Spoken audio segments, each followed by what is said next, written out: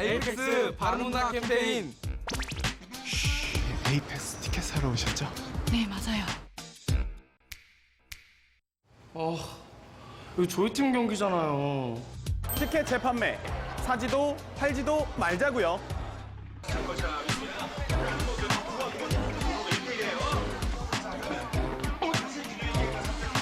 저 죄송한데 여기 제 자리인데.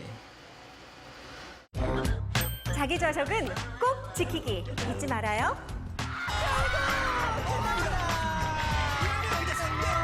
와 이겼다! 들어가자!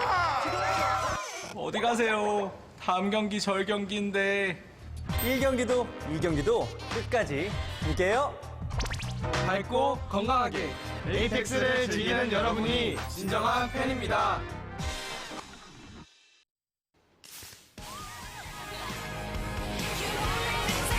언제 어디서나 깔끔하고 상쾌하게 이런 게 트래비 스타일. Stylish Sparkling Water 트레비. As a full-time streamer, my computer has to keep up with everything I do. All my streaming applications and the Twitch chat at the same time as the game. The Core i7 allows me to really concentrate on my viewers and my community.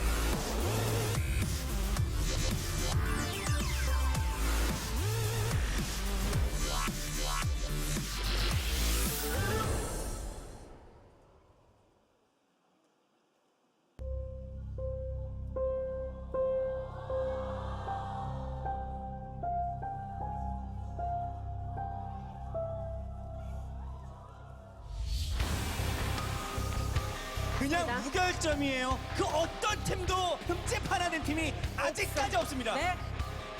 모든 팀을 약해 보이게 만드는 이 효과. 전례가 없을 정도로 너무나도 압도적이라서요. 에이펙스 최초의 기록입니다. 15세트 모실 세트 4강 진출합니다. 디펜딩 챔피언으로서 지켜야 할 게 너무 많거든요. 네. 불가사의한 팀이다 이런 느낌이 드는 게 언제나 죽음의 조에서 살아나서 올라가고 하는 모습들을 보여줬거든요. 4강에 막차 타고 합류를 했습니다.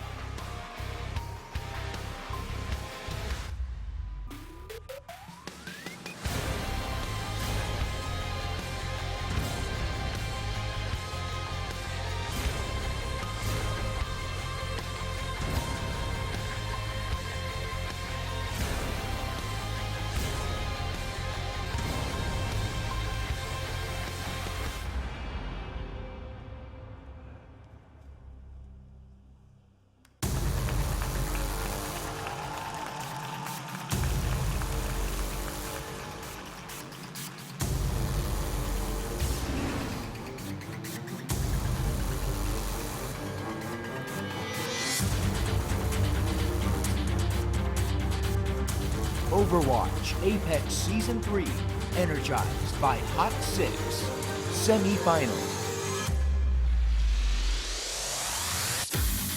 Today's matchup, Africa Freaks Blue, Lunatic-Hai.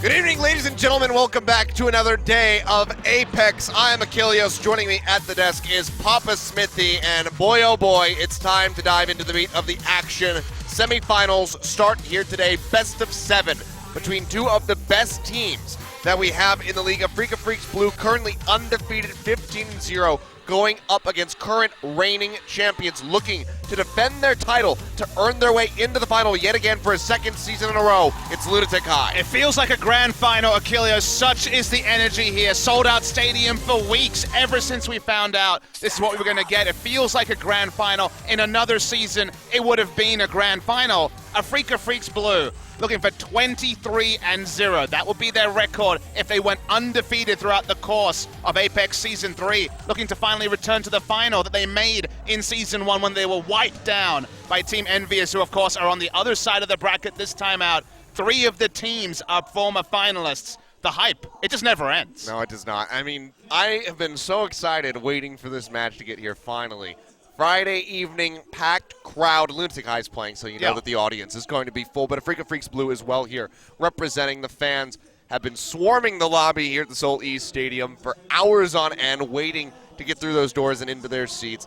And now we finally arrive. We're at the cusp of it, and we're about ready to dive in. And the storylines are kind of all over the place in terms of whether they're very small storylines about player matchups. I mean, we have Mano and Miro. We have our 2 big tanks, the 2 names that I'm sure that the Korean national selection team were debating to the last second which of these players would be the main tank. They face off here, 2 top KDAs of the Winston players as well. We have the undefeated 15-0, longest ever win streak for the side of Africa Freaks Blue.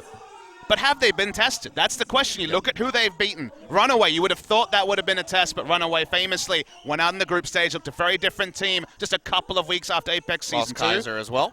X6 twice. You know, X6 was up there. They're probably their hardest opponent if you think about it. Gongdu Uncia were on the wane. And also Meta Athena did not have their season either. So this is a level up for Africa Freaks Blue. And if they 4-0 today, this team where doing Overwatch World Rankings was so hard, right? You kind of still wanted to put Lunatic-Hai at the top because you didn't know what to make of Africa Freaks Blue. We'll know by the end of today. Do they have the Midas touch? Did putting in 2 new supports make them the best team in the world? Or were they just beating some of the lower teams and the first hurdle in this elimination stage, they fall? Yeah, I mean, this could be the matchup that if they find a victory would set them up to be favorites for the grand final. Definitely. So a lot of pressure on these players. They want to maintain that perfect record, but I think that it might just get shattered here today. Lunatic-Hai has been looking significantly better in their last match. 3-0 finish, just completely stomping out LW Blue. And we got no guarantees today, but you know what? One guarantee is the small guarantee we have. We will see Africa Freaks Blue play Escort finally. Have not been able to make that map type. We'll get to map types in a second. Just a reminder. Next week on Tuesday, Gongdu Panthera against Team Envious, the global team, the Western Hopes, still in the tournament. Yeah, just 1 match per day for these semifinals, then we'll have a 3rd place match after that. Then we work our way all the way into that grand final, finally, at the end of July. So still a ways to go, but we're very near the end of Apex Season 3. But this is the part where you want more, and that's why jumping to best of 7, we are going to see the best teams play. We will also have a 3rd place match, guys, on Friday. So there will be more Overwatch. And with the teams that we have, it'll feel like a second final. It'll be bonus. It'll be more top-level Overwatch. But the best of 7, this is where we have to do our bookkeeping. So Control, Hybrid, Assault. That's pretty standard. But after Assault, we go Escort, Assault again, Escort, and Assault Escort. That's Hybrid. Now, of course, we have misspelled Assault here. That's how excited we were. We didn't even have time to spell check. We were just typing through the chart, just getting things ready to go. It wasn't actually our job to write. Yeah, we weren't in charge of the graphics, but we'll make sure that one's taken care of for the next time. But yeah, you know, it's just the excitement. Hey, if this was Runaway versus Mighty AOD, we would have had time to spell check. But with a match like this, we're hyped. No time, and also the big thing to take away: Hybrid in set 2, but Hybrid not again till the final match. So the final match in a best of 5, Hybrid. The final match in a best of 7, also Hybrid. Yeah. So we'll see. A Freakin' Freaks Blue, a lot to prove when it comes down to that payload map, rather, the escort style. Since we haven't seen it from them, 105 days was the last time that they played an escort Did they map. win it? Back during Season 2, and no, they did not. It was actually a loss for a Freakin' Freaks Blue. They lost to LW Blue 3-1 in Season 2, and that knocked them out of the tournament. We got some great signs and cheerful, some great artwork as well. The fans are going out. She's struggling a little bit with that poster, but she almost had it. There's an Eska. A rather good one as well. He's going to be hoping that that's going to be his expression after the match, feeling a bit happier rather than necessarily depressed. Eska champ. Twitch emote. I mean, I don't know what his Twitch emotes are like. Yeah, maybe we can get that one on Ocean Global perhaps, but I mean, the fans have been all out crazy. Some of them even working on these last minute down in the lobby. I went down to pick up a drink and then noticed them all just kind of scrambling to finish out their charts, finish their drawings so they could show them to the fans and whatnot, And I think the players and whatnot. We've been scrambling and talking to the Korean casters, talking to the other global casters on who exactly are the favorites today. Because trying to work that out on a simple level, you can do the math in about, 15-0, looking pretty good. But again, we come back to the opposition, whereas Lunatic-Hai, if Lunatic-Hai had the group of death, which I think we can all admit they did. For sure. On the side of Freakin' Freaks Blue, it's kind of been the run of life, the group of life, the run of life. They've had softer opposition. Lunatic-Hai, Kongdu Panther, Mighty AOD, who were looking much better when they beat Kongdu Panther in the final match of Group A. Rogue, Kongdu Panther again, of course, the loss there. Conbox Spirit, and then Luxury Watch Blue. They've played basically all the contenders short of envious for this tournament. Yeah. Well, tough road ahead still, Lunatic-Hai. They have been dealt the very hard hand throughout the duration of this tournament, but let's go ahead and hear from the teams. 어떻게 노려야 할지를 완벽하게 알고 있었죠. 포커싱의 승리예요. 매 경기마다 약간 불안한 모습을 보여드리면서 심장 쫄깃한 경기력들을 많이 보여드렸는데 저희한테 맞는 색깔을 또 찾았기 때문에 당황이 올라온 것 같아요. 시즌마다 고비가 있는 것 같아요, 한 번씩. 저에 대해 말들이 되게 많았는데 그냥 열심히 하는 걸로 성적으로 보답하는 것밖에 없는 것 같아요. 아프리카 프릭스 블루 15세트 무실 세트 4강 진출합니다. 아, 우리 진짜 세구나. 그때 딱 실감이 들었어요. 이제 4강부터는 진짜 강한 팀들만 있을 건데 제대로 된 강팀들 상대로도 좋은 성적 보여줄 수 있을 것 같아요. 지금 5연승 중인데 아르한 선수가 분기를 진짜 바짝 잡거든요. 방심을 못하고 열심히 스크림을 하고 있습니다. 경기에서 딱 승리하면 그날만 좋고 승리를 리셋시키는 것 같아요. 그게 저희 팀의 연승 행진의 비결인 것 같아요. 다 똑같은 상대를 겪고 올라온 것도 아니고 15연승은 일단 별로 의미가 없는 것 같고요. 뭐 라이벌로 따로 의식하고 있진 않아요. 루나틱은 약해서 좀 안쓰러워요. 구멍은 미로 라인인 것 같아요. 심지어 윈스턴도 저보다 지금 못해요. 저에 비해서 진입각도 잘 못 보고 전 시즌 우승하시고 좀 해이해지셨나? 네, 좀 해이해졌었습니다. 우승도 하고 세계 랭킹 1위도 찍어봤기 때문에 뭔가 목표가 사라졌었어요. 콩두 판테르한테 지고 팀 분위기가 거의 뭐 최악이었는데 각성하게 되는 계기가 됐다 해야 되나? 정신을 차렸거든요. 진 게 약이 된 것 같아요. 이번에는 7전 4선 승제니까 드디어 저희 팀 화물맵을 보여줄 수 있겠네요. 에이펙스 통틀어서 저희 팀이 제일 강한 것 같아요. 급이 다르다고 할게요. 아니야. 같은 결승을 갔어도 우승을 해봤잖아요. 첫 패배 안겨드릴게요. 탈락은 덤으로 가져가세요.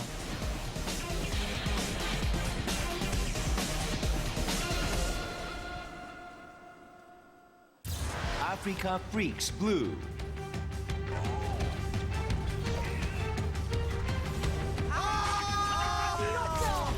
IDK.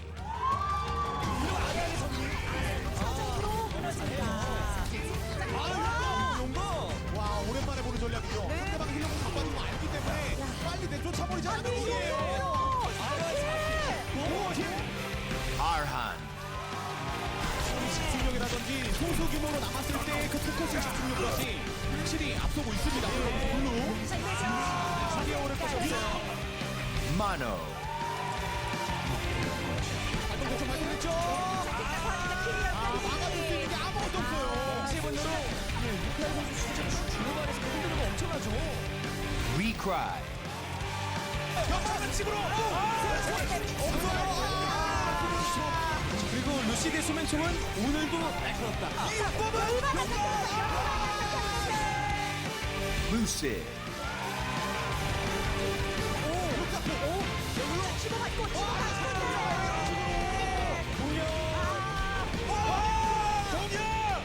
Donghyun. Africa Freaks Blue. Well, there you have it. Some shots fired from both sides, Lunatic-Hai and Africa Freaks Blue, going back and forth. And you heard from Mono saying, only a good day when we win. So fortunately for them, there's been a lot of good days for Africa Freaks. Again, unprecedented territory to be 15-0. And there was actually a great interview done by Rally Jaffa with Donghyun and Tyrong during the week talking about their big streak. As Recry is looking pretty dapper on the side there. Maybe some tack visors going to be coming from him. I don't even have an Apex at now. I want one. Well, we'll talk about it after the particular day, but the thing to take away, Achilles, basically the biggest takeaway from Tyrong I took was that he felt that Arhan had the game knowledge and how the game should be played, that his teammates did not, and that it was facilitating Arhan to share his game knowledge with the team that really caused the uptick. He got the supports he needed, the mechanical skill was there, and he brought in the tactical nous alongside Tyrong to make them the team they are today. And certainly the results so far do suggest they come in one of the tournament favorites. Everything they've touched has turned to gold. They have the Midas touch, but it can get away from you so quickly, Achilles. What does the season matter for them if they lose this series? Because then the 15-0 will be a thing of the past. Well, a lot of pressure on these guys. We'll see if they're up to task against Lunatic-Hai. Let's go ahead and meet the team. 윈스턴과 함께 잘 무너졌어요. 위에서 갑자기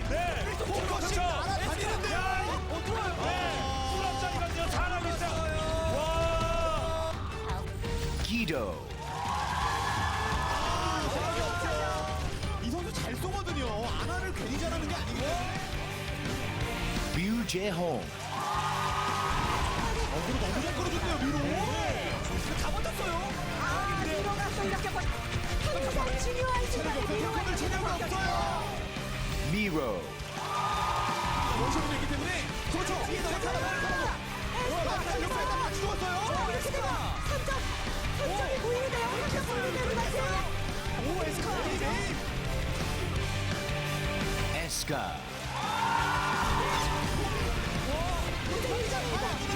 이렇게 혼자서 얼마를 미는 거예요. 와, 마지막까지.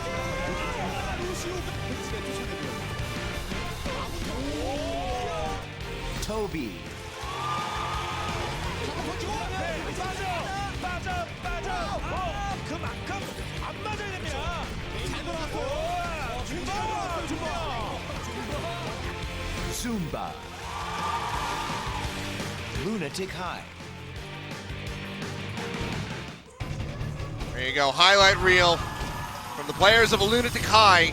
Been fighting an uphill battle all throughout Season 3. Group of Death into a pretty stiff round of 8, but now here in the semifinal against arguably one of the hardest opponents they could possibly face. And they're our defending champion, so you would think they would come in unchanged and be the same Lunatic. No, just a couple of months later they lose. Who are you? The MVP of Season 2 Grand Finals. They lose one of their linchpins, the player that caused the upset, that finally made them the champions they had been previously uncrowned kings. They became the kings, and yet hardship struck them again. Now they have Guido in the lineup. Tried to just plug and play him the first time on Genji. It did not work. Has not played a single second of Genji in the 2 matches after the loss to Kongdu Panthera. He's on Tracer duty. Eska looked a lot more comfortable. First jumping on the Soldier, then also the Sombra, which has been a more recent pick for him. That was his big priority versus Luxury Watch with 81% game time on Sombra after not really visiting it before. So Lunatic-Hai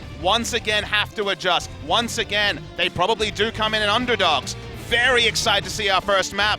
We're waiting to see Africa Freaks Blue bleed. Will they ever bleed this tournament? Because 15-0, no maps lost. We're not sure they can. Now, right now looking pretty immortal, but Lunatic-Hai They want to be the Leonidas to the Xerxes. That is a Freak of Freaks Blue. We'll see if they can go ahead and shed some blood. Finally, take a map off of this squad, which has not dropped a single one through the duration of the tournament. Nepal is our first battleground. Could it be plenty more after this one as well, but you have to expect that these guys are going to be fighting tooth and nail to claim that first map win, I should say, in this series, get the lead, and try to snowball it from there. Yeah, the history means so little. It's now all down to this. The winner will go through of this best of 7 to the grand final. The loser, whatever their history, will go home with nothing. Be a damn shame for Freak of Freaks to come all this way, only to be sent home right before they can open those gates to the grand final. But Lunatic-Hai have been playing out of their minds as of late. Guido stepping up to the plate for this team, becoming the DPS monsters that they need. Let's see if it's enough for them to go ahead, take a map off of Freak of Freaks Blue, if not close out the entire match and move on to the grand finals. We start things off. Let's go ahead, dive right into it as we get on to Nepal.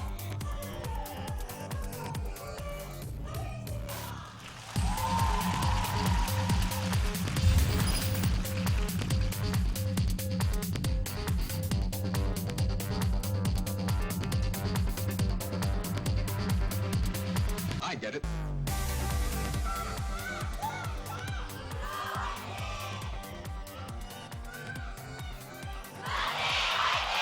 Predictably, the Lunatic-Hai fans in full voice. Kilios. I don't think that was much of a shock for anybody. You guys watching from home know the deal at this point. I mean, stats can sometimes not tell you a full story, but one of my favorite stats I got while researching for this particular match, Freak of Freaks Blue, total game time in 15 games, 2 hours 44. And you're like, okay, it's less than 3 hours, what does that mean? In making it to semifinals, Lunatic-Hai have played 5 hours and 20 minutes. They have played they played almost double the amount of game time to get to the same spot, which is pretty insane if you ask me. It's been a much longer road for them. Definitely not even playing field on the game time, but as far as the compositions are concerned, they will be Tracer, Soldier on both sides with the D.Va Winston front lines. We go ahead, start fighting out on this high ground. Dive-ins coming through from Freak of Freaks Blue, trying to shove Lunatic-Hai back towards the spawn. Arhan just finds Eska right in the dome.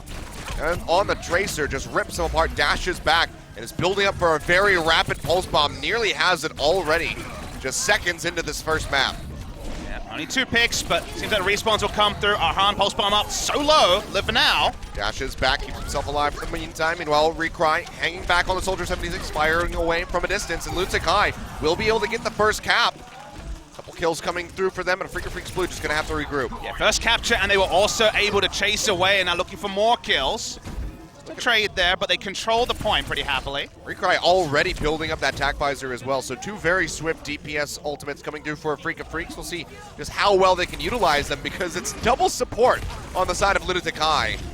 So have plenty of ways to try to save off this push. Pulse bomb comes out there from Guido, does pop Donghyun out of the mech, and he should be taken down rather swiftly. That's the big priority for the side of Lunatic-Hai. Meko, 6 kills, 23 deaths in the series against Luxury Watch Blue. They focus down the D.Va every time, and Eska already pops the tac visor. Yeah, trying to hunt down Recry, sprinting his way back towards the spawn, bubble down to try to mitigate some of that damage coming through, but he pops out of it right at the last second, and Eska claims the kill. Only one that he'll get for expending that ultimate. You notice that Jae-Hong got his Zenyatta ult first. The big game plan from Lunatic-Hai is allow him to overextend for left clicks, build up the ult first. They use Zunba, they use their team comps to get the support ult advantage. They think that's the key to victory. Dive in coming through from Mono. Arhan goes down right off the bat. Guido wins out on the Tracer battle. Primal Rage has to get popped, but Mono has to get out of there. IDK doesn't even have his first sound barrier. Toby used it. Jae-Hong still has Transcendence. Going to be the Transcendence coming through here from Lucid, just trying to keep everybody topped off. It's Recry just spams around trying to desperately to find a target, but he's not getting anything because Jae-Hong answers with a Transcendence of his own. Pushing back here, Freak of Freaks Blue desperately need to gain some ground to get onto this point because it's nearly at 80% already. But Donghyun popped out of the mech. Lucid already killed off. Freak of Freaks Blue, will they even be able to get a single retake? Doesn't seem like it. So far they've been able to push up the ult economy here. For Lunatic-Hai is just Eska's, but it should buy them some more time. Getting another sound barrel will be the icing on the cake. But Toby, about 40% away. Allowing closer Arhan, than IDK in the meantime. Better positioning on the point, but still defensive positioning from Lunatic-Hai. Waiting for Arhan, needs a pulse bomb, gets sticky. Yeah, stick comes through, does find Eska, can't quite get more. They weren't playing bunched up, so very intelligent placement by Lunatic-Hai. They lose out on him. Mono goes down as Miro exchanges that. Arhan going forward, trying to pop Zumba out of the mech. Will be able to do so right at the end. And the recap does come through here. Freakin' Freaks Blue finally taking control at 99%. Okay, Lunatic-Hai with the Diva desuited, happy to just back away. Remember, they still have 2 ultimates. At 99%, a single flip is usually enough to pick up the claim. They don't need to overinvest. They will soon have both support ultimates up. Guido here dashing through, has to get out of there. Getting ripped apart by Mono. Big priority here. Oh, Eska actually pops the tag Oh, visor. dashes Guido into dies. the wall, and yeah, Arhan follows up, has the kill, and Recry with the tag visor takes down Miro. Hunting for a little bit more. Can't quite find Eska, dodges in around the corner. Freakin' Freaks Blue will hold on to the point for now. Lunatic-Hai will have a support ult advantage, but not for much longer. IDK already bumping himself up to about 76%. This is definitely the time for Lunatic-Hai. They really want to get the Diva mech down. That's usually a focused fire target. Guido just poking around for now, looking for an angle onto the point. When we see the entrance from Lunatic-Hai? Working up on the high ground now. There's going to be the sound barrier coming through here from the side of Lunatic-Hai. Guido down onto the point. Has the pulse bomb ready to go, but hasn't quite found a target yet. Primal Rage used down here by Mono as they try to stay alive, and now it's the sound barrier answered out by a Freakin' Freaks Blue. In with the Transcendence from Lunatic-Hai. Nobody going down yet. Pulse bomb not going to find anything, but Mono does take out Jae-Hong, but Arhan falls off screen. Mono now jumping forward, gets rid of Toby. There's going to be all the supports from Lunatic-Hai taken off the face of the earth, but a Freakin' Freaks Blue will still be holding on, but the cap almost happening here for Lunatic-Hai. Eska pops the tag visor, trying to clean up, but he's kind of all alone at this point. He's dumping into the defense mate, just gets the mech. That's going to be the self-destruct coming through, though, so has to dodge in around the corner, but in the meantime, got the the point has been capped. Guido was just sitting right on top of it. Now it's overtime, and all of the Freakin' Freaks Blue have to pile into this to try to get the retake. So they spent the time from Guido getting the positioning on the point while the fight was happening. Now we're waiting for the stream here. This is definitely not over yet. Mono keeping himself, got stuck into a corner, does go down. Now Arhan following suit of Freakin' Freaks Blue, operating with a man disadvantage. Overtime ticking down as the self-destruct comes through, finds Recry, and that's just going to be it. First round of Nepal Sanctum over to Lunatic-Hai. Predictably, it was all about the first engagement, and Lunatic-Hai were able to get the support ult advantage, sit on the point, got to 99, and from there, just wasn't able to get the clean retake. So hard to hold on Sanctum here. A Freakin' Freaks Blue. They're not necessarily bleeding just yet, Achilles, but they're feeling that first spec. They're feeling that first scratch. Lunatic-Hai, it'd be such a big boost for their confidence if they could win this best of 3 on Control and get that first map win. Especially if they do it with a 2-0 as we do move over to Shrine. Hey, when it's 15-0, 2-1, you take Achilles.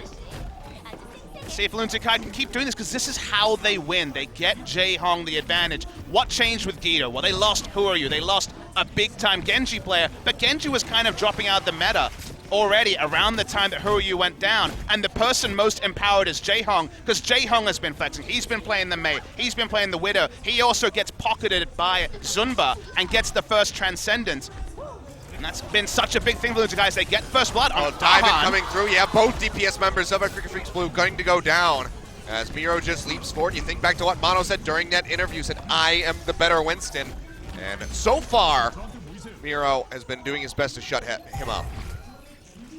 KDA-wise, Mono does have the advantage, but of course when you're 15-0, your KDA is probably going to look pretty good. I mean, you look at it, Freakin' Freaks Blue, they have 4 out of the top 5 KDAs in the league on this squad. Mono going forward, has to try to kite back, leaps over to the side. Can he make it out of here? 36 HP. 5? Few final shots coming through. Won't be able to find him. He does pick up that health back, but the rest of the team is suffering back over on the point. Recry and Arhan yet again going down. Donghyun popped out of the mech, doesn't have the self-destruct. Double kill! Time. He's just gonna go down to the pulse bomb, comes through. Both supports get taken out. Guido can feel pretty damn good about that one.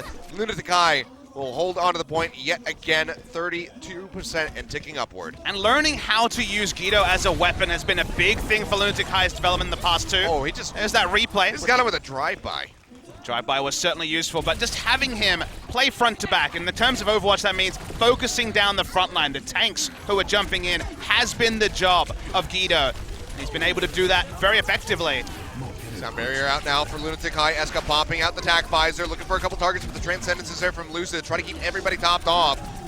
Nearly losing the mech. Mono has no healing, he's just gonna die. Yeah, will lose it, and Mono does go down in the end, so both the tanks on the side of a Freakin' Blue just completely crippled out, and Lunatic-Hai, they're just trying to shove them all the way back towards the spawn. Jae-Hong going very far forward with the Transcendence, will get punished by Arhan as they take him down. Sound barrier used here by IDKs. They try to push in onto the point. Arhan just firing into the side of Eska, does find that kill with the help of the Discord orbs.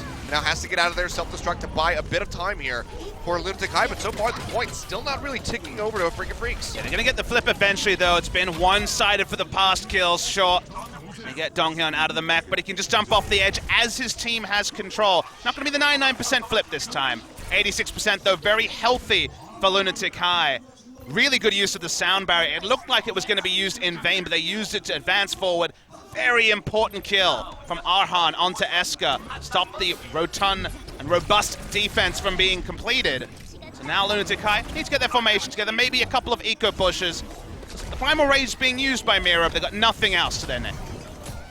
Very limited resources here. Arhan does get picked off the Helix rockets from Eska, finding him, getting rid of that pesky Tracer. Lunatic-Hai almost have the recap coming through. Donghyun having to back out, loses the mech as he tosses in that self-destruct. Not gonna find any picks, but Jae-Hong does fall. Mono picking him off, and Lucid uses the Transcendence, but it seemed like most of Lunatic-Hai was just playing back, waiting for Jae-Hong to come back up. Toby had used the sound barrier, so was probably just answering that, but in the end, not gonna find much value like you say, and Afrika can just return their point. Lunatic-Hai getting a support ultimate out is going to be pretty happy because they can be fairly confident that IDK is close but doesn't have sound barrier. We know is at 87%. Jae-Hong almost has the Transcendence. Bombing the Transcendence, pushing in with it. That is the Lunatic-Hai special. Well, right now, 62%, but a pretty good hold here for the side of Freak of Freaks Blue. Trying desperately to match and then exceed this current score of actually knocked Mono off. Yeah, Mono's just going to go down. Miro finding that kill, just leaping in now. Eska popping the attack visors. They shove in onto the point. Sound barrier is available for IDK, but Transcendence is out from Jae-Hong as they go ahead and start pushing in. Donghyun popped out, will go down right off the bat as Eska finds the kill. Sibyl gets popped out. Arhan falls off screen. And it seems like this could just be the retake here for Lunatic-Hai. Don't have many ways to try to delay this. Such an important push-off onto Mono was what really won this fight for Lunatic-Hai. No Winston, who was close to Primal Rage. Miro, speaking of Primal Rage. Just smacking around Recry while he had the tack visor going. Just kills him, finds IDK as well. Now leaping in, trying to get rid of Donghyun. It's going to be overtime as the Freak of Freaks Blue did not lose out on the point. Lunatic-Hai is so very close to taking this one away. Mono going to try to buy some time. Has the Primal Rage, will be ticking down, leaps off to the side to keep himself alive, but you see he's got a pesky Tracer attached to his back, and Miro follows up for the kill, smacks him down. Mono out of position. Can somebody get here in time? Honestly, it's going to be overtime right now. Watching it, 99%. They do get the contest, but Arhan dies instantly, leading in with the Transcendence. This is an attempt. Remember, they don't have Mono just yet. Pushing in for this one. There's no other ultimates to follow up for here for the side of a Freaks Blue. They don't want to contest too hard till the Winston comes back. That's going to be the self-destruct tossed down here by Zumba, just trying to find a kill, trying to find a pick. Won't be able to do anything as they dodge around the back of the pillar, but Donghyun is going to be the first one to fall, and Eska has another tack visor going, just tracking down everybody. That's effectively going to be a team kill, as IDK is the only one left, will finally fall, and that is Lunatic-Hai picking up the 2-0 here on Nepal. The streak finally ends at 15-1.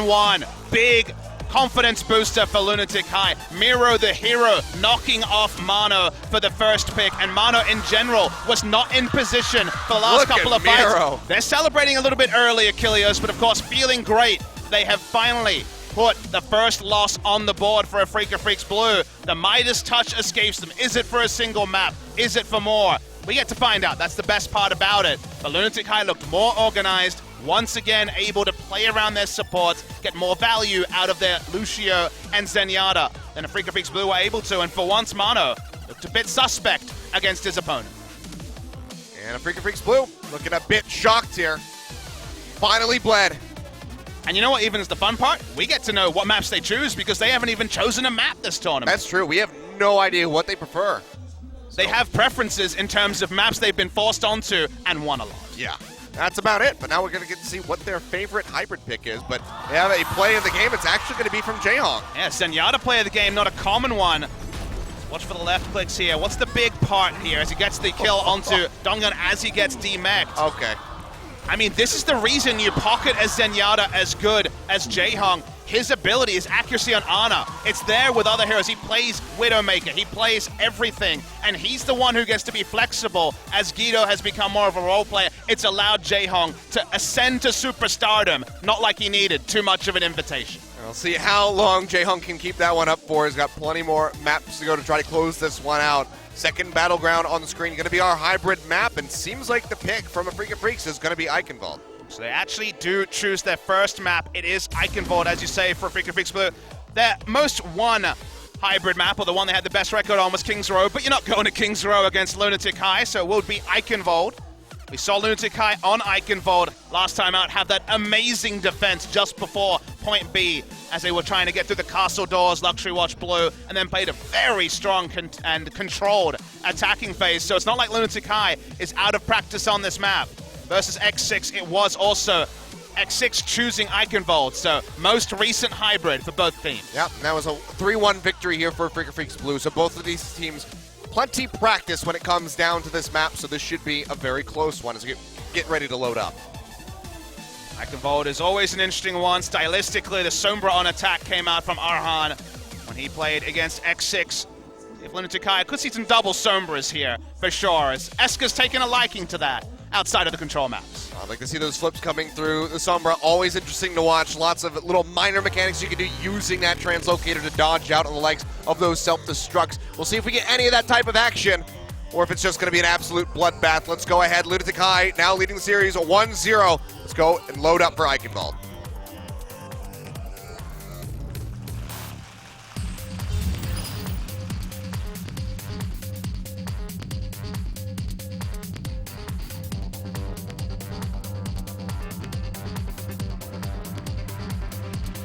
I get it.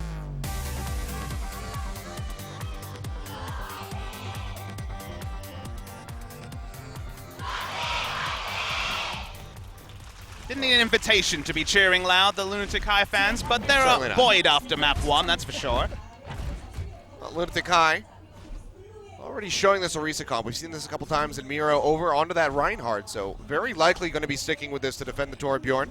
Guido, actually, the only hero he played other than Tracer in the series versus Luxury Watch Blue was actually the Orisa. So, as you say, could be the Orisa Torbjorn comp. They're actually investing in the Reinhardt as well. So this is the full-on protect the turret comp and just try and waste time. This comp often doesn't full hold, but it often runs the timer down to a minute, down to 30 seconds, and then you just kind of incrementally win on your attack phase. So they're just looking to buy as much time as possible with the delay tactics. And speaking of delay tactics, why not take out a couple of pesky health packs as well? Yeah, it's just going to go ahead. Doesn't want to waste any time. Already, though, we can see that turret of Toby going That's down. much where the Placed it setup very far is. forward. When we saw it last time, it was actually a low ground setup, and it is again. So not on the high ground here in the house, but on the low ground. A million barriers on top of it, but let's watch the attack from Freaker Freaks Blue. Oh, Recry already going to get pinched on. Doesn't have the heals Guido's coming through. dead already. Yeah, he just gets taken out, and that's going to be one less of the most barriers. crucial parts of this comp. And the going turret's down. Big opening here. Jae-Hong falling as well. Miro, Toby, Zumba popped Murder down. House. He's going to fall, and a Freaker Freaks Blue, good lord, just stomp out the flames of Lunatic-Hai on that defense, not paying off whatsoever. One of the fastest caps on point A of Eichenwald that we've seen in a very long time. Yeah, the moment that you lose the turret and also the consistent barriers from the buffed Orisa, the comp falls apart, Achilleos, and the cleanup from there was so clean that Arhan dashes 5 times, has his ultimate available for the castle phase, and the crucial factor for Lunatic-Hai is that instantly everyone has to swap, or at least a lot of the heroes have to swap because you're going for static defense. Doesn't work on the castle phase. Eska ults. Goes ahead, throws down that EMP. Is there much follow-up is going to be the question. Arhan has the Dragon Blade ready to go. Binds to single-handedly getting rid of those supports. Will get killed by the boop in the end from Zumba.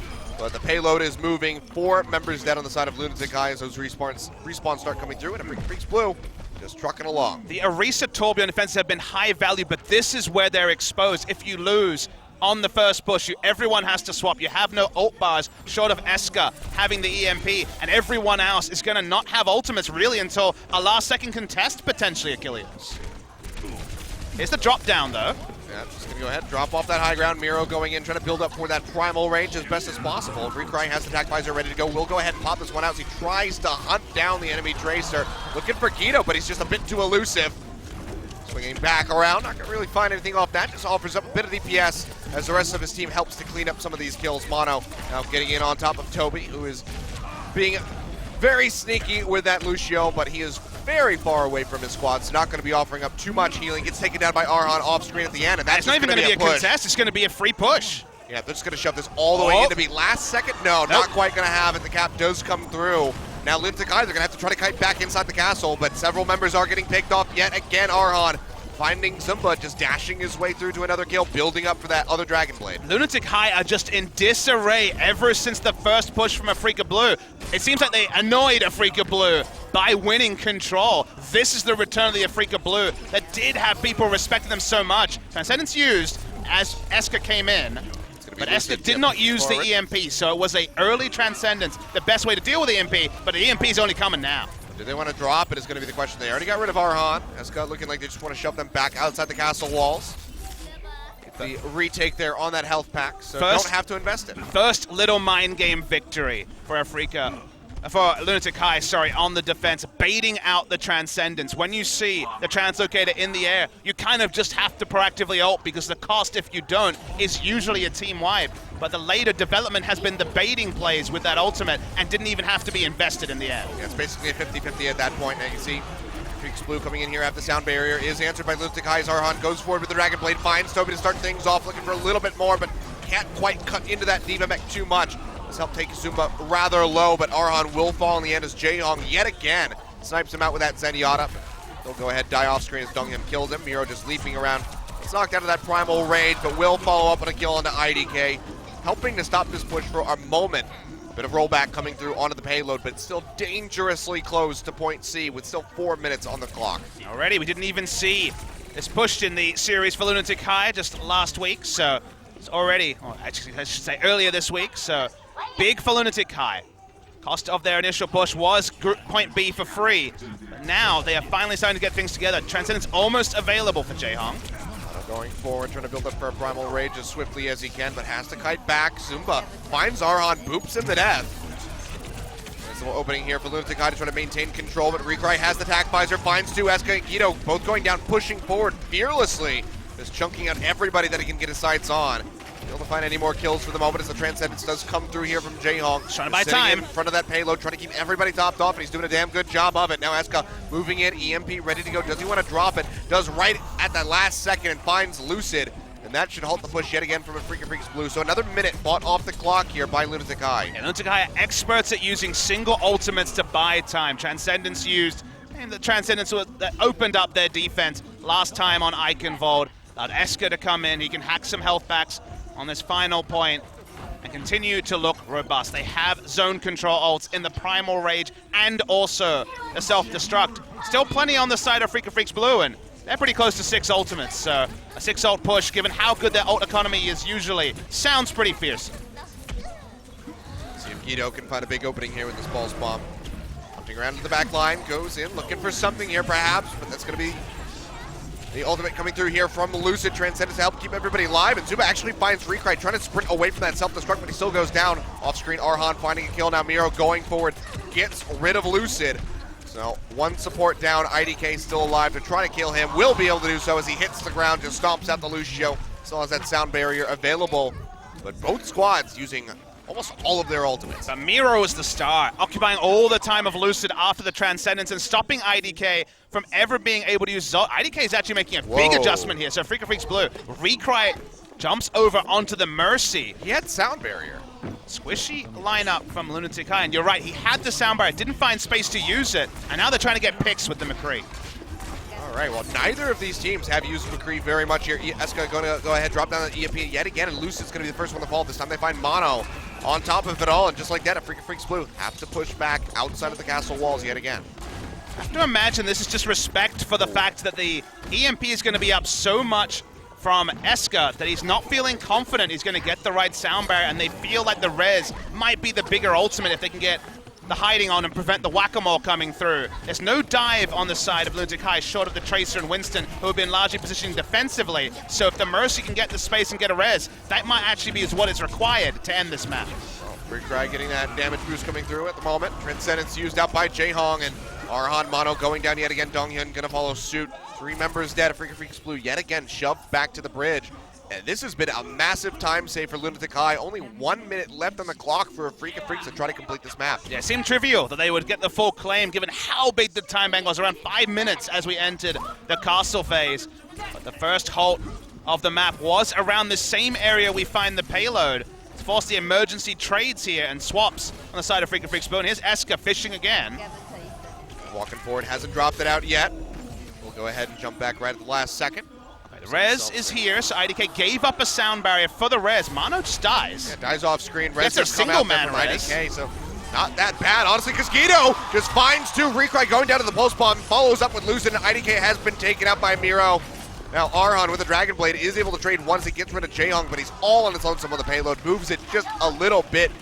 13 seconds left on the clock. I don't even know if somebody can tag this. If you thought this was a heroic defense last time out against Luxury Watch Blue, a 5-minute hold in the castle is insanity from the side of Lunatic-Hai. Mono has to just ult in for the Primal Rage to touch the point. Yeah, jumps in here. Guido does get taken out by Lucid. Mono just trying to buy time. Primal Rage going to be running out soon, and he might just die for it instead. Transcendence will come through from Lucid. Deadeye out from Recry, looking for a target, can't find anything. Just has to push back forward. Now you can see that Nano boost out onto Miro. Trying to chunk people out. Transcendence used by Jaehong as they push up. They just want to end it right here. No overtime pushes for a Freakin' Freaks Blue. They find IDK, they find Lucid. Mono goes down, and they've only traded two so far. Jaehong being one of them. Could that be the opening here for a Freakin' Freaks? Looks like the answer is going to be no, because they go down. Sumba finding the kill onto Donghyun. That's going to be the team kill. Overtime ticking down rather swiftly.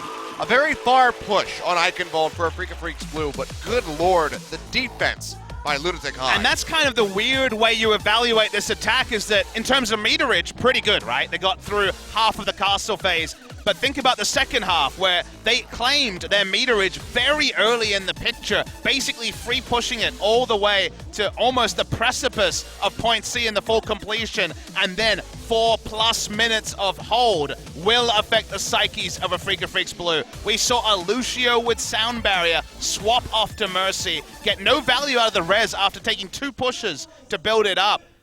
Very curious what a Freakin' Freaks Blue saw. They saw an option, they thought maybe, just maybe. It's no Genji, we don't have to respect dive. We can get some picks from the McCree. We can at least get some meterage, zoning with the McCree ultimate, the Deadeye. Neither of those things happened, so a head scratcher from a Freakin' Freaks Blue. And now they kind of want to forget the last 5 minutes and try to just come up with a stronghold. McCree's not something that they have really ran at all. Collective 17 seconds of McCree gameplay. I mean, Recry, of course, a legacy McCree player, if not this season, like you say, but you could argue they weren't forced to show things. But this is the part, now is the part where we wonder, who was more benefit? Was it a Freakin' Freaks Blue getting a free ride with a fairly weak draw to the semifinal? Was it Lunatic-Hai playing double the game time against some of the best teams in the world? What's the better preparation? I think most teams would point to the latter, would point to Lunatic-Hai being forced to really earn their spot in the semifinals. And it feels like a Freakin' Freaks Blue who kind of have been able to do whatever they want and have it work. They've been just the chosen ones in many ways. Of everything they've tried has worked. Now they're finding themselves actually forced to swap, actually forced to not get victories at every turn. And suddenly, when they're forced to do that, they look like a different team. All right, well, this is going to be the push coming forward. Seems like Lunatic-Hai not feeling the need to go ahead and change things up, really. Eska yet again going for that Sombra. We saw 100% play time on Eichenwald last time from him. Pretty standard from Freakin' Freaks Blue with the defensive Genji. Only one Sombra, though, is the attack Sombra from Eska. Targeting out Donghyun, gets popped out of the back. Jaehong does fall, but you can see the kills just spilling over for Lunatic-Hai. A plethora of them sweeping through. They will finish off that baby demon. It's already 3 members dead. Recry soon to join, perhaps. Is getting healed up and gets taken down by Eska right at the end. And now it's just a matter of time here for Lucid. He will fall, and maybe we just have yet again another swift cap on point A. And this is Neo Lunatic-Hai. Neo, I guess you would say, because it's not the Who Are You version, it's the Guido version. They always fight front to back. And just to remind you guys, that means the front line, it's the Winston, it's the Diva, it's the Barrier, and it's also the defense matrix. They want to take those out first, and we're in a meta with a lot less healing. If you take out those damage soak abilities, you can get to the squishy backline and get kills. That's what Eska can do. When he jumps on the Sombra, they take out, crucially, the Diva first, then the Winston, and from there, pretty clean cap. But we saw a clean cap from Freakin' Blue, and it didn't matter that much. It's getting a pretty aggressive dive just to delay the payload from pushing. Yeah, just trying to hold them right here in the choke point. We just find a kill in on Amato, though, and without that front line, seems like a Freakin' Freaks Blue could have tried to have to run for the hills, but they're not going to make it very far. Donghyun popped out, IDK going down. And just like that, the payload will start moving here for Lunatic-Hai. Just under 5 minutes on the clock. Guido finding Lucid right at the end for that massive stagger. Pretty greedy stuff to overdive. Mono, who was kind of under a microscope in the first map, also overdiving that scenario. Now, free meterage is pretty common around this phase of point B. It's all about the last second contest. You'll remember Lunatic-Hai was denied from making Freaks Blue can make that last-second defense around the bridge area. It's going to be a much harder task. Eska's looking for a backline. He gets the Transcendence out, does not use the ultimate again, so the mind games going the way of Lunatic-Hai. Yeah, massive win for him. Now sprinting in behind them as the EMP ready to go. Goes ahead, drops it out immediately, canceling out the barrier, and Lucid's the first one to fall, as you might expect. Now chasing in.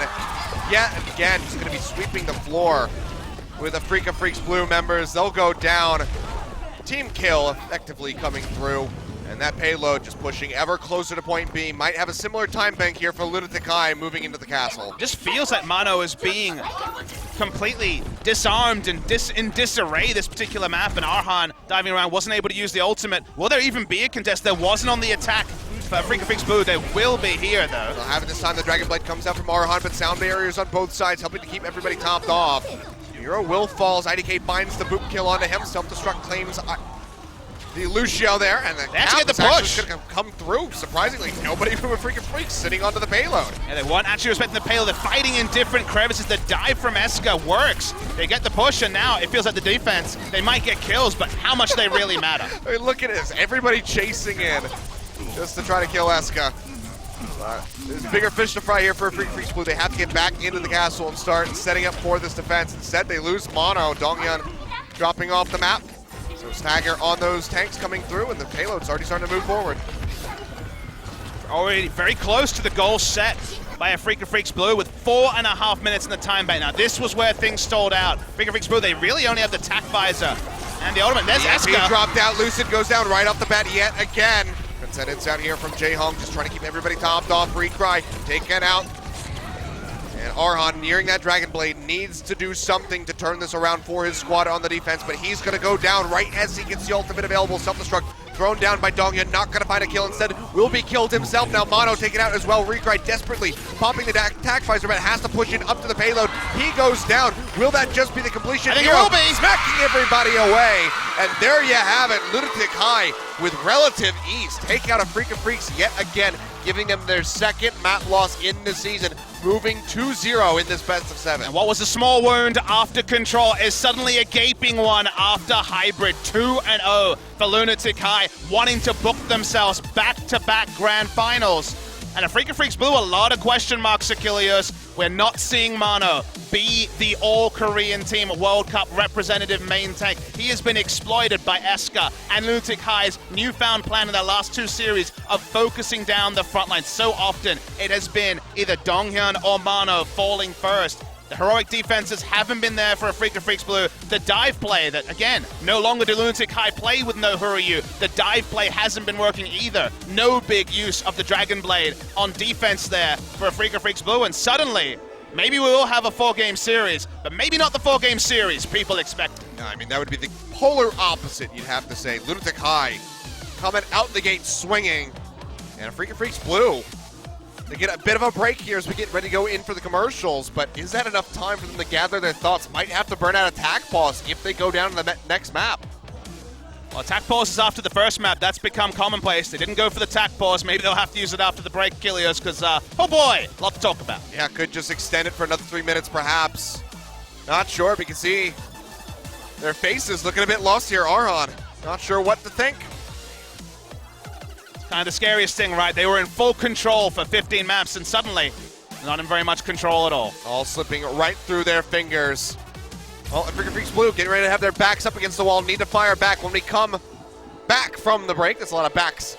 We're going to be going to that break. We'll see you guys in just a couple minutes. We'll see if Lunatic-Hai continues this win streak and takes them to match point. Just one more map is all that's required. We'll see what a Freaks Blue can piece together in that time.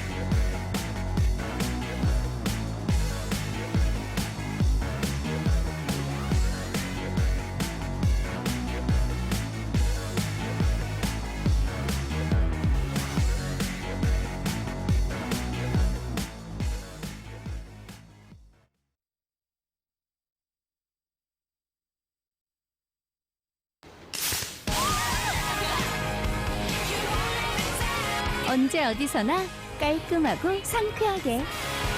이런 게 트래비 스타일. Stylish sparkling water, 트레비. As a full-time streamer, my computer has to keep up with everything I do. All my streaming applications and the Twitch chat at the same time as the game. The Core i7 allows me to really concentrate on my viewers and my community.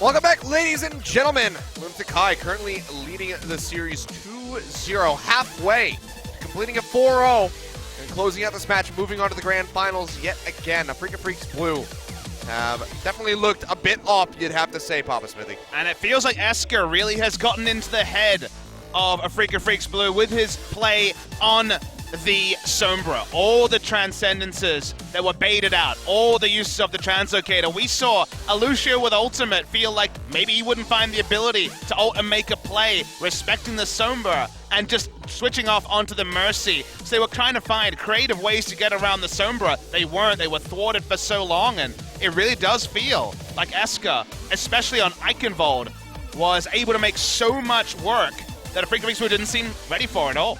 Yeah, not at all. Like I said, 50-50 chance.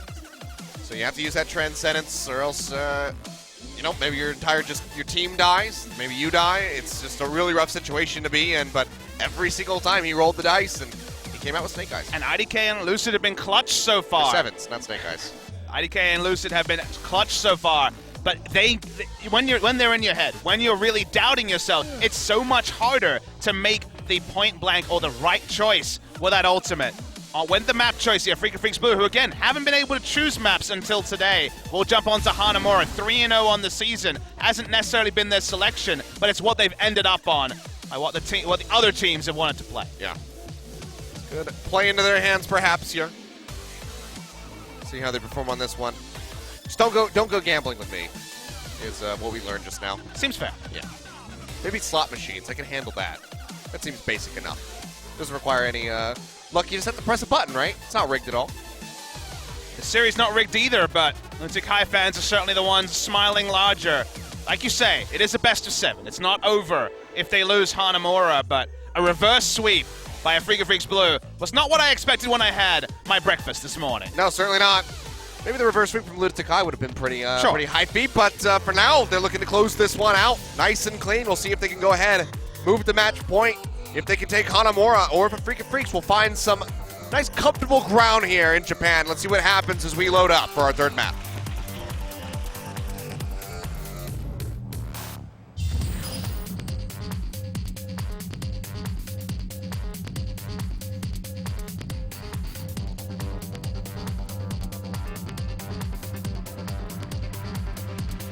I get it.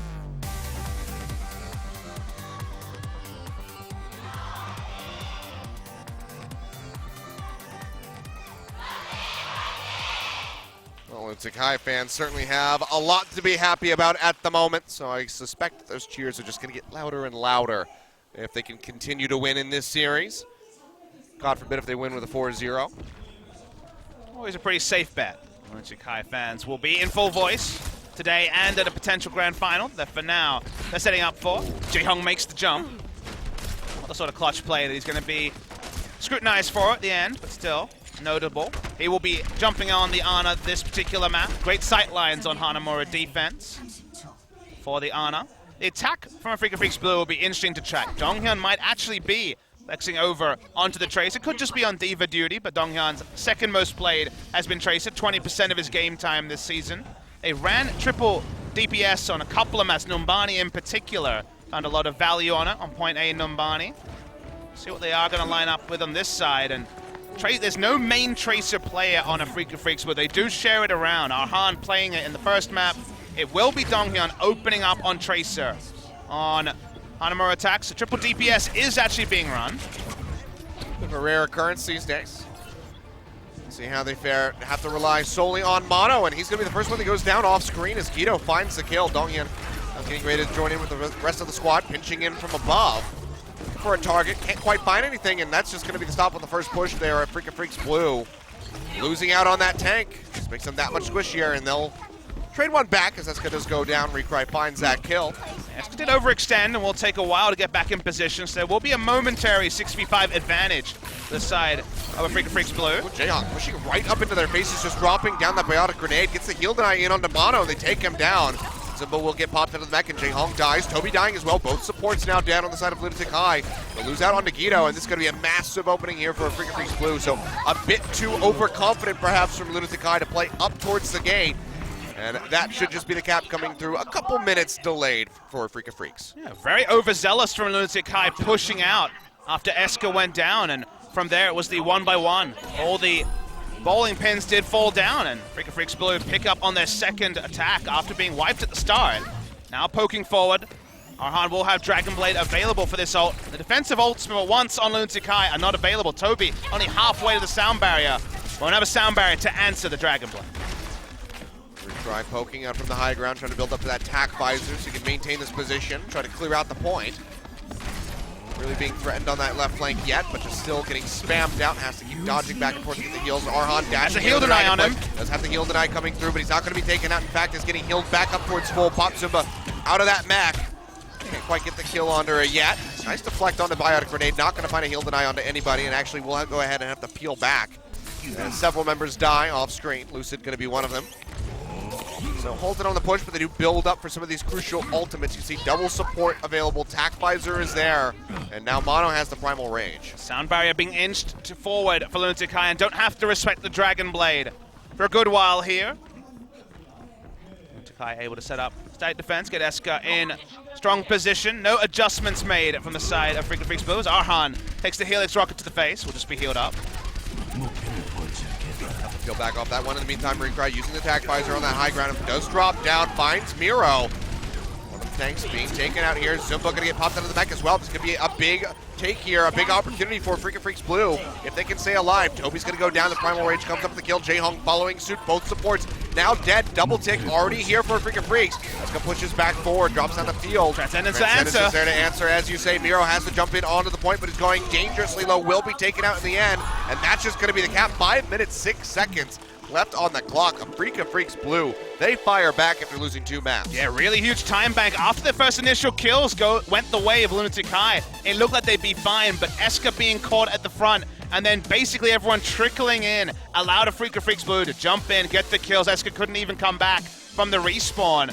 And it wasn't quite an initial snowball capture, but close to it from Afrika Freaks Blue. To support ultimates meant there was no staying power for Lunatic-Hai on the point. Tanks dying first in this new meta almost always leads to a significant skirmish and teamfight victory.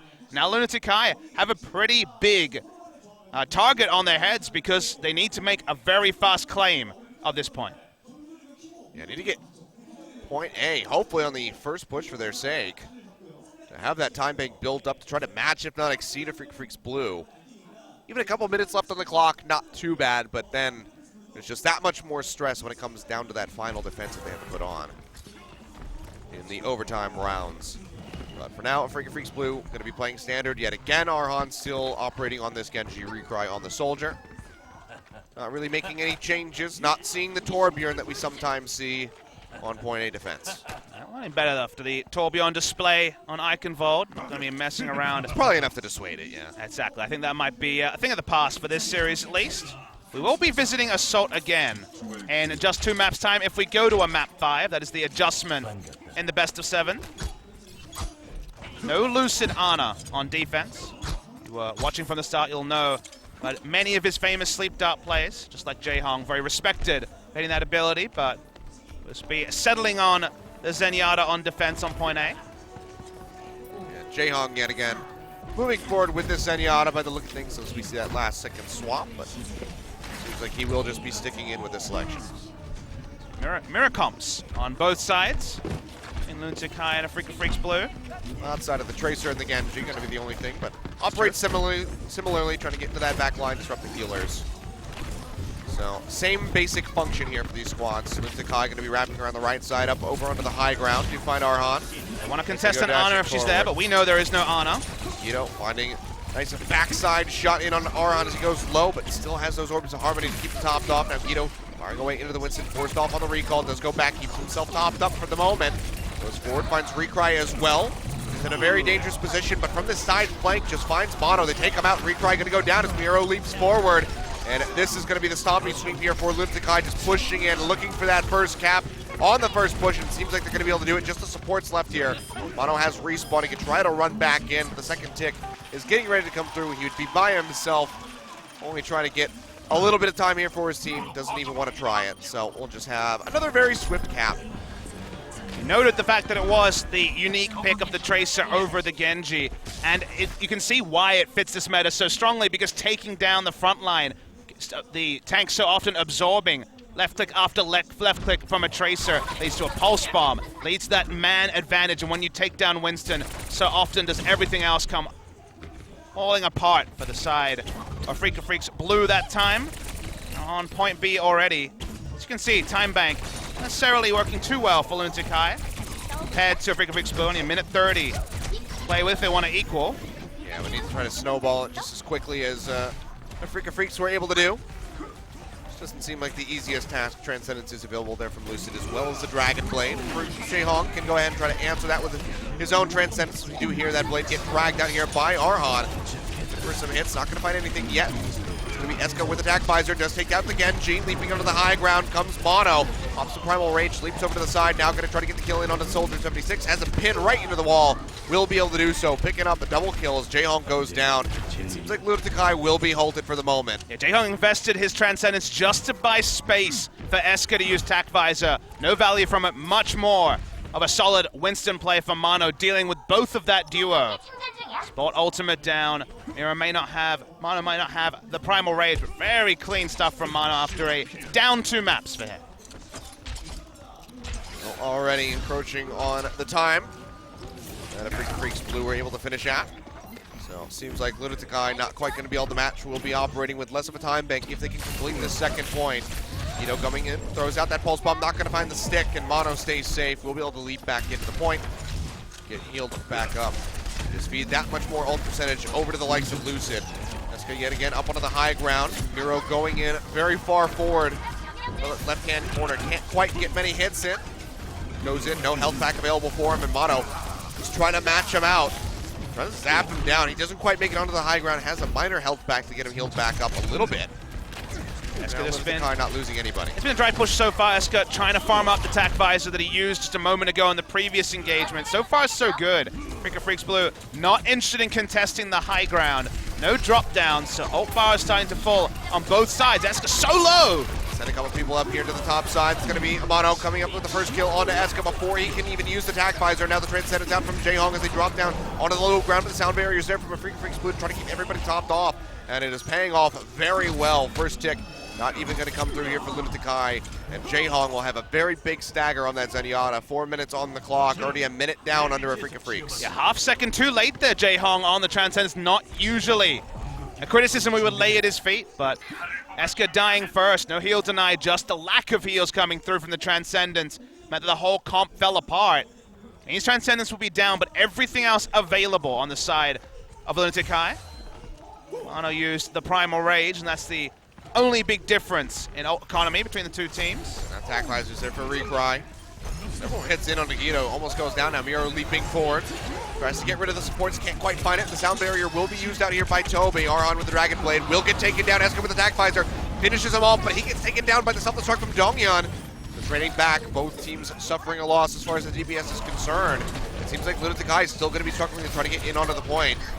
Miro with the Primal Rage trying to smack the members of Freakin' Freaks off of this one, but still can't find much. And Lunatic-Hai have to peel back. Yeah, frustrated again, have to peel back like you say, sure. Zumba able to just use the Defense Matrix. We're seeing the redive here, Donghyun trying to control the point.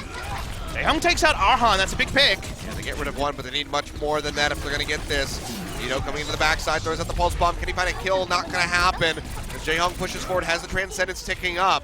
Mono dropping down off the high ground, tries to get the kill, but can't find it. He gets taken out by Guido. Does help find that double kill. They pop Donghyun out of that mech with the Pulse Bomb. Sound barrier now out here yet again from Freakin' Freaks Blue. Self-destruct from Zumba, not going to claim any lives. And Recry has taken the high ground. That's been Lunatic-Hai's high ground for the rest of the map. That's why you see Winston jump up, but not going to be able to deny. Recry just free hitting, has the Attack Visor available as well, but doesn't even need it. Yeah, and yet again, this is going to be not even a single tick coming through for Lunatic-Hai. Things are starting to look a bit dire. 2 minutes 20 on the clock. This has been run down, and even if they do get that cap, Freakin' Freaks Blue have so much more time to work with. Yeah, really good situational awareness coming through on the side of Recry, taking the high ground here on defense for the first time in, what, 3 or 4 minutes of attack. Wasn't able to see an adjustment from Lunatic-Hai, but we do see an adjustment in terms of hero choice. Zumba just going to be jumping onto the Roadhog, so a D.Va-less comp on attack this time, looking for a single pick. Trying to reset from there. Pick onto Recry will be massive. Needs a line and something here. We get rid of Lucid before poking around. First hook goes wide. Now right in between all three of them. Doesn't find anything, but IDK does go down. Guido finding that one with the Pulse Bomb. Firing away, looking to get rid of Donghyun. Knock him out of that mech. Arhan dies mid. Oh. Get taken down. Does not have that Dragon Blade available now. Christ still operating in the back of the point. Has that Attack Visor ready to go, and he will pop this one out. Shooting in onto Miro, who goes low. Will get popped back up. Transcendence coming through on both sides, just keeping everybody as topped off as humanly possible. In onto the point goes Lunatic-Hai, have that first tick coming through for themselves. They need more than that. They need the cap desperately in time, but the kills are starting to pour through for them. Miro finishing off IDK. Respawns coming through for Freakin' Freaks Blue. Can they get onto the point in time? It's going to be the question, and the answer is no. The boop at the last second from Toby, stopping them from making their way in. They do get the cap. There's so little time in the bank. And the big clutch play was Zumba hitting the hook and getting the one shot onto Mei before Mei could use the ice wall or the ice barrier. So no value out of the last second delay tactic coming through from Arhan means that the full capture does come through in that particular instance. Like you say, very big difference in the time banks. Lunatic-Hai gonna have to have a pretty heroic first push. It will be in action next, but a really big time bank advantage for the side of a Freakin' Freaks Blue. See what Lunatic-Hai can piece together. Seems like we're probably just going to see the same comp that we saw from them on that first push. Did cap it very swiftly. And a Freakin' Blue aren't changing anything up either. So we'll just be going ahead, meeting just like we saw a few minutes ago. And the big adjustment was the triple DPS on attack that we saw Freakin' Freaks Blue open, which they may still do when they're on attack next time out. I mean, they have plenty of time, so if the triple DPS doesn't work out for the first 1 or 2 pushes, they could just swap it over, depending on how far Lunatic-Hai makes it on this attack. We've seen teams just go for very specific comps when they have a pretty low goal to achieve, like, for example, the Roadhog even opening on attack on Numbani when there's only 1 checkpoint, just getting displacement ultimates and brute forcing your way. So we'll see what Lunatic-Hai can claim. Minute 5 to start things off. Checking things out, making sure there's nobody waiting in on the flanks. They can start pushing forward. No Torbjorn turret either. So yet again, going to be this right flank high ground push coming through from the side of Lunatic-Hai. Freakin' Blue are ready for this one. They want to contest the sight lines and the safe positioning for the supports, but here's the dive. It's a hard dive. They're going to get jumped on. Recry goes low, but gets healed right back up. Lucid, really the only member of Freakin' Freaks Blue that's going to fall. Arhan goes dangerously low, does get taken down by Zumba right at the last second, but the losses, definitely many more of them on the side of Lunatic-Hai. So they will go ahead and peel back, try to regroup. They have one more push and try to get something done Need as much percentage as you can possibly get with 15 seconds left on the clock. Now pushing in. They'll start that cap coming through. Freaks Blue still playing off the point for the moment. Give up a single checkpoint at least. What is going on? Do they just get the second one? Honestly, right now, looks like the answer's going to be yes. Maybe they even just get the cap. Mono and Rekai both go down. They do lose Miro, but IDK now taking out one of the supports. Gone down. They're just going to get it. Yeah, the camera was focused on the DPS running onto point, but the tanks were really buying so much positioning onto the defense. It felt like the peel was there, and they just never got on the point. I mean, can they just snowball? This is going to be the question. There's still a couple people just now respawning. Lunatic-Hai pushing forward. Eska finds Mono. Can he get more? Helix Rockets not going to connect, and you can see Donghyun pushing forward onto the point, trying to buy time for his squad. Arhan drawing out the Dragon Blade. Not going to find anything yet. Dashes through, trying to get the kill, but will not find it. Toby takes him down. Tac visor out from Eska. Gets rid of the baby Diva. Looking for a bit more now. Rekai yet again up onto the high ground, trying to poke back into the barriers there to try to deny a lot. The sound barrier is out by Toby, buying so much time for himself to stay alive, to get healed back up, and for this point to keep ticking up for them. The contest is there from a Freaks Blue this time around. They have the Transcendence dropping in, so this might be the end of the line. Mono's still juggling, finally gets the kill on Eska. Yeah, takes him down. Arhan had to come in to help. Seems like this might be the end of it as Guido will fall. That will drop like a rock, the overtime meter, but good lord, Lunatic-Hai getting way more than you would have expected. Yeah, we had a real surreal view of that claim onto point A. Replay, please. Watching sedately as the DPS sat on the point while the tanks were contesting all the members of a Freaks Blue. And Lunatic-Hai, really out of nowhere, picked up point A. Couldn't get much onto point B. But they still do set a goal for the side of a Freaks Blue. So very much going to be in the driver's seat with as big a time bank as they have. But Lunatic-Hai always seems to find a way, and they're at least going to make this a contest. I really hope we have a replay of that from the tank perspective at the end, regardless of who wins, because some serious heroics from Miro and Zumba, just keeping everybody, literally everybody on the side of Freaks Blue occupied. But now, same hero choices for Freaks Blue, who have been pretty inflexible so far this series, and also this tournament, haven't needed to be. Lunatic-Hai, we'll see. Predictably, Jae-Hong sticking with the Ana on defense. Been no Ana from Lucid, but Jae-Hong is always favored on Hanamura point A. They've tried a lot of heroes in this tournament, 20 compared to the 13 that we saw previously from a Freaks Blue. So they have tried things out, but 3 of those they played less than a minute during the regular tournament. So like hard to count then. Yeah, they tap onto it and they're like, okay, you know what, this is going to work, and then they swap to something else. But 20 is still a pretty good number. And the innovation on the side of Lunatic-Hai has mostly been from Jae-Hong, whose one-offs have been largely big game changes. Arhan already getting jumped on, does have that Orb of Harmony to get him back up. Seems like he'll make it up to full HP. The rest of the squad dropping back, but Rekai is going to be the first one to fall. Zumba taking him out with a boop. Arhan, Sleep Dart comes through, but he's going to get woken up immediately, but Mono has gone down. Now Freaks Blue seems like they might just get delayed off this push. Zumba be firing away where he can jump off the map if necessary. Does he want to stay alive is the question, and try to work his way back into the mech. It's a bit of a gamble. Freaks Blue will be stopped off for now, but there's 4.5 minutes to go. So much chase down coming from Freaks Blue with so few picks to open it up. Bit of ult percentage. Zumba's sticking in. Zumba really wants to get his mech back. Doesn't want to jump off because he knows the moment. I mean, look at that. Look at all that meter he just got for himself. Nearly has it ready to go. Drop down coming through. Can he make it back in? The answer is going to be yes. Drops back, picks up the health pack. It's a nice little push through.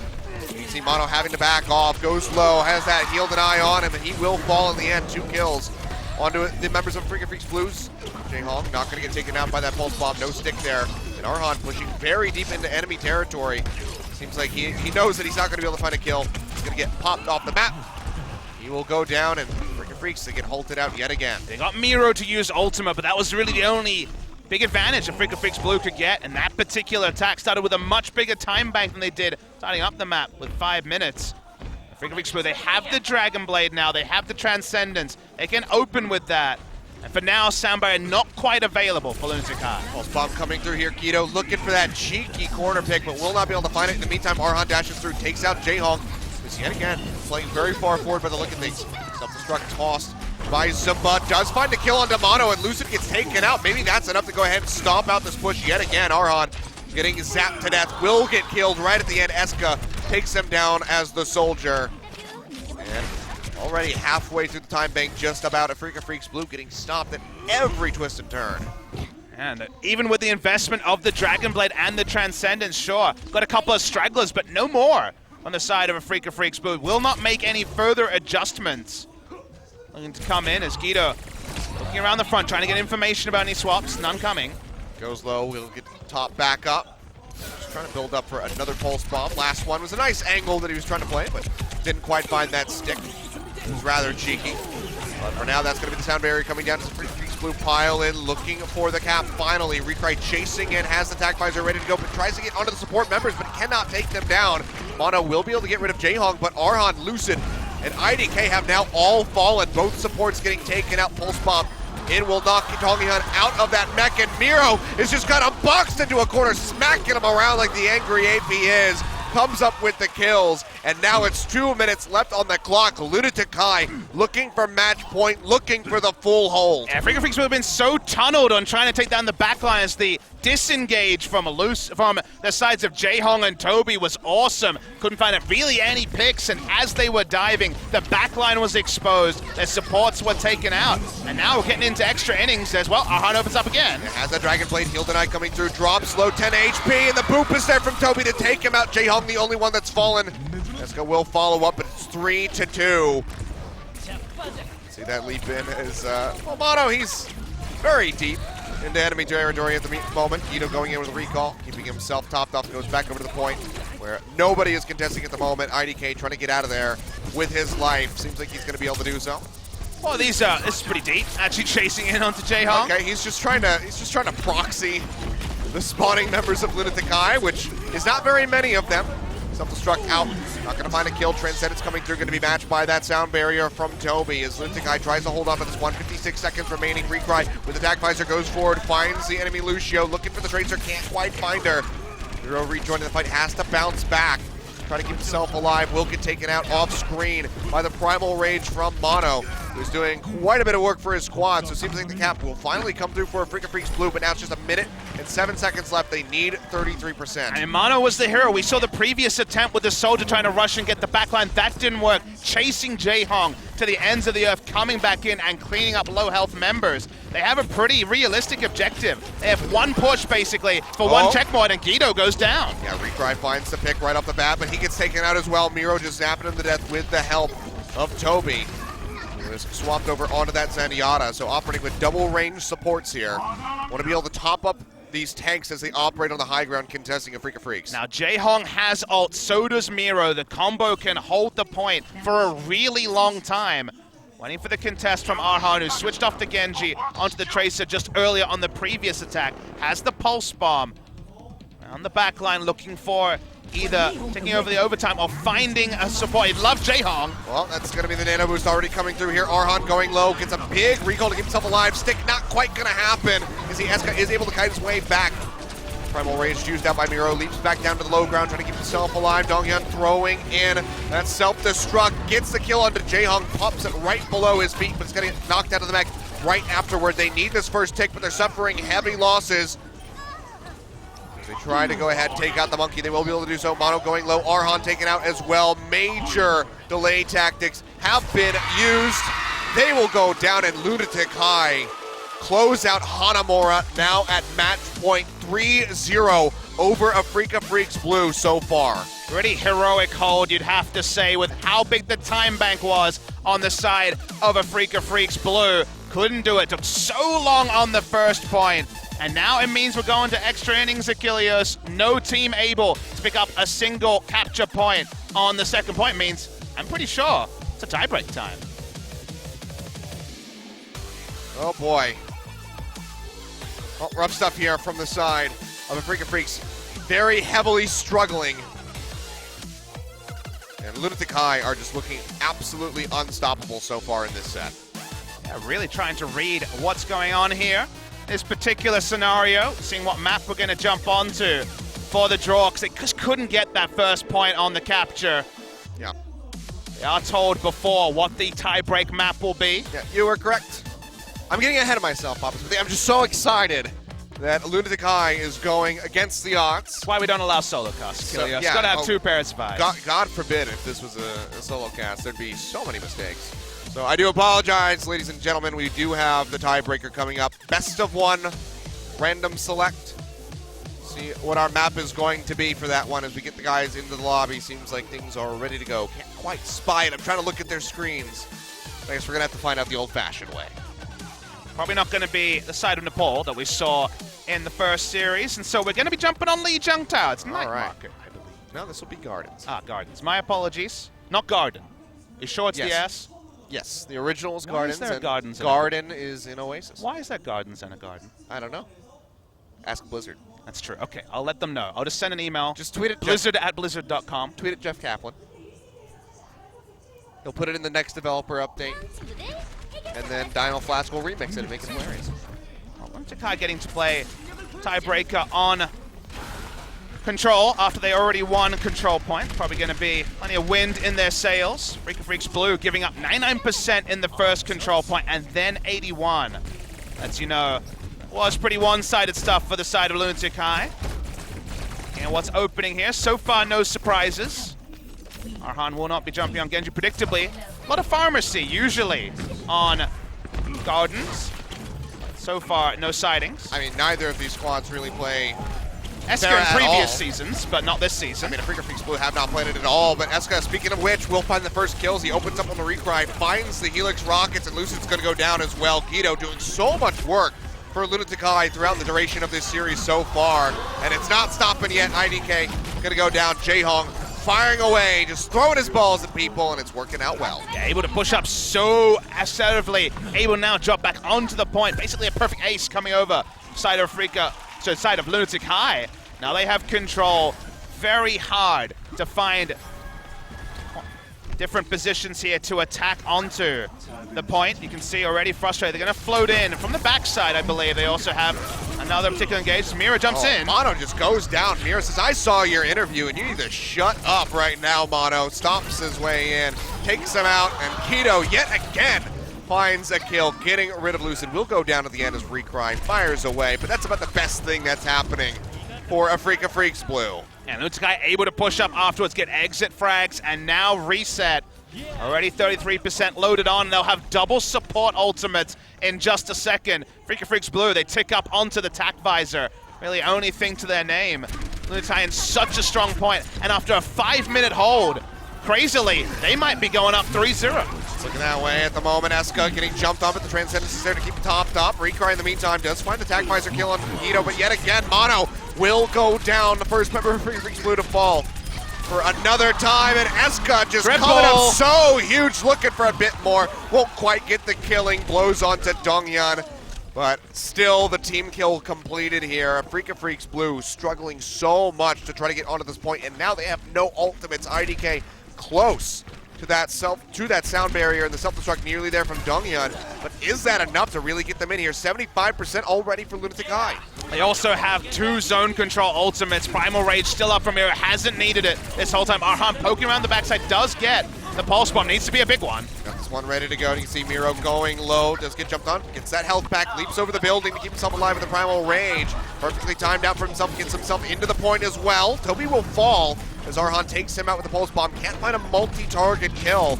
They still have not gotten the cap, and it's about to be into overtime. Lunatic-Hai could go ahead and surrender this, but seems like they might want to try to contest this one. Do drop off it. Didn't they need to go for the hard contest? Because you can see they're very close to a big war chest of ultimates. So smart just to back away. Lucid didn't have to use his Transcendence. He actually died too early to use it. Probably would have used it in their attempt at picking up the point. So that's at least a support ultimate available. The side of a Freak of Freaks Blue. I guess Eska just has to swap over to Somber real quick to get rid of the Transcendence. Pulse Bomb comes through, not going to find the kill. Transcendence used by Lucid. Okay, that's just as good, but this time it's Guido forcing that one out. Dashing around, has to use the recall. We see Jaehong using his Transcendence just a bit off screen. Recry does have that tac visor pulled out, but everybody piling in behind that pillar will keep themselves safe. Eska firing back with his own, gets rid of Arhan. The boop taking Donghyun out of the mech. He'll go down as Miro finds the kill. Jaehong does die, but Toby still very healthy, has that sound barrier now expiring. as they try to push back in. The self-destruct from Zumba not going to come up with anything. And actually, it's going to be the firing back coming through from the Freak of Freaks Blue. Not able to quite kill off Mono. He gets away. Recry getting tracked down. He dies. Cav getting ready to come through, nearly 50% onto that one. Pulse bomb down on the Miro. Chunks him out quite a bit, but he doesn't die yet. Ito will fall, and for now, Freak of Freaks Blue still do have control over the point, but Miro is trying to delay and get in here as much as possible. Get rid of Donghyun. Will pop him out of the mech. He should go down. Can they get the cap is going to be the question. Starting to roll through. Gets delayed out as Mono leaps in right at the last second. Barrier down. Trying to buy desperate time for his squad. Sound barrier thrown in by IDK. Continuing to buy time. No further kills going down. They got it. They do finally get it. Jaehyung gets a pick onto Lucid as well. For a bit more, the delay tactics yet again coming through here for Afrika as Mono goes in, the barrier buying so much time for himself, but he needs some heals desperately. Defense Matrix helps keep him up for a little while. The firing away, just flicks over to the side, finds Arhan.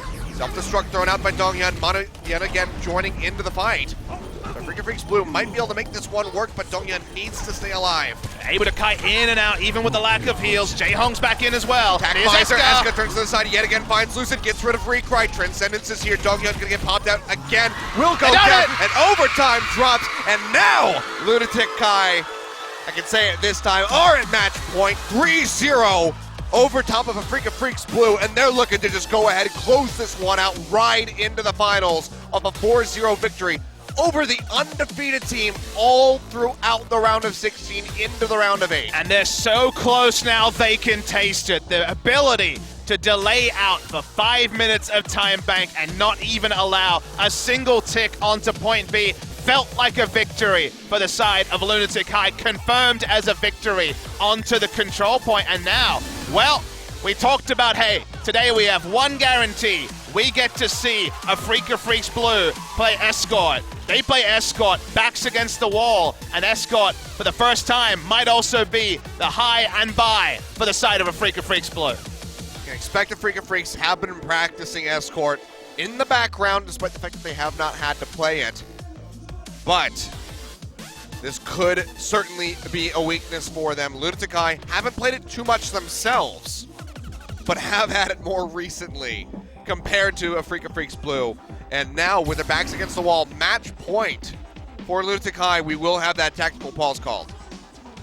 Well, this may be a very important tactical pause here. This coach has not needed, on the stage at least, to have to be involved in these sort of scenarios, because it's always been the team against a Freak of Freaks Blue calling the tac pauses.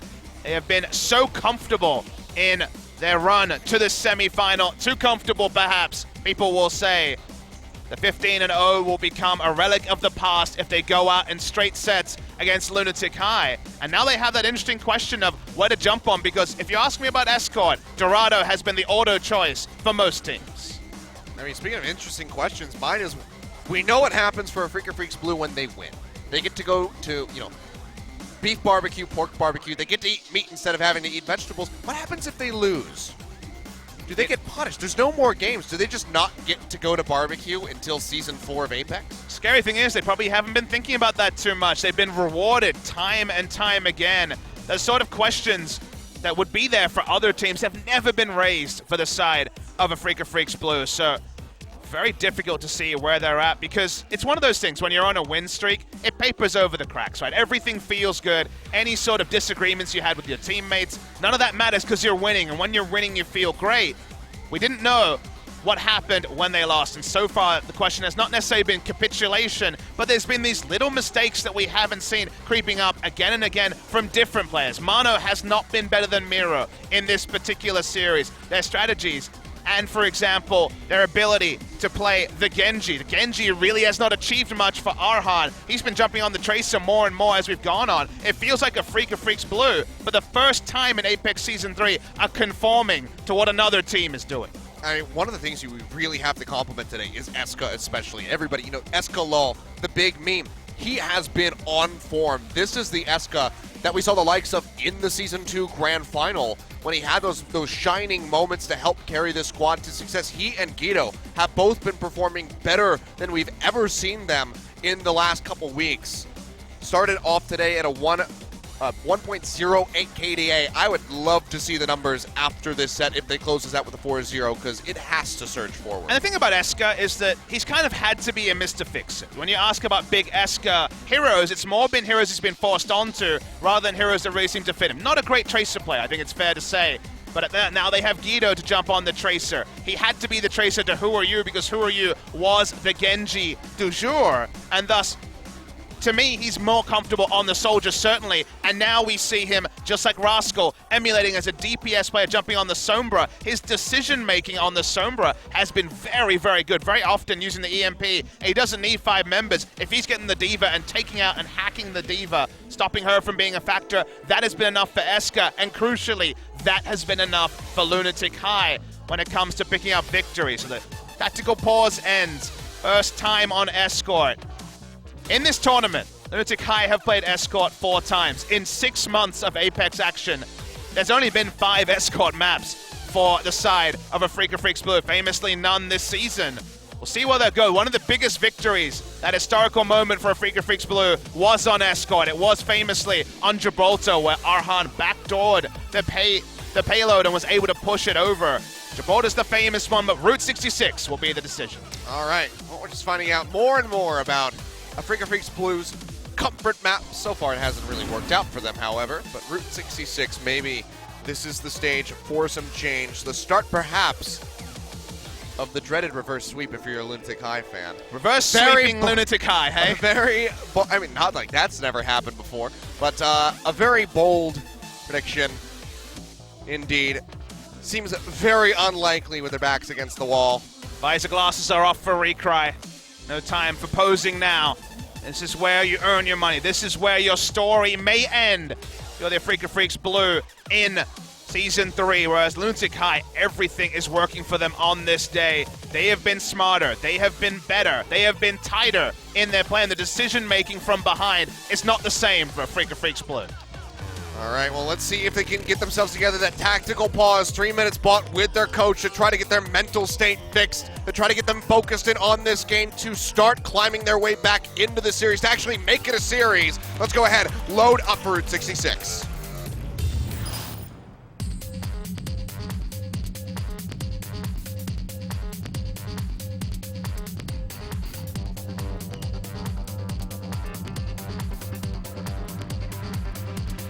I get it.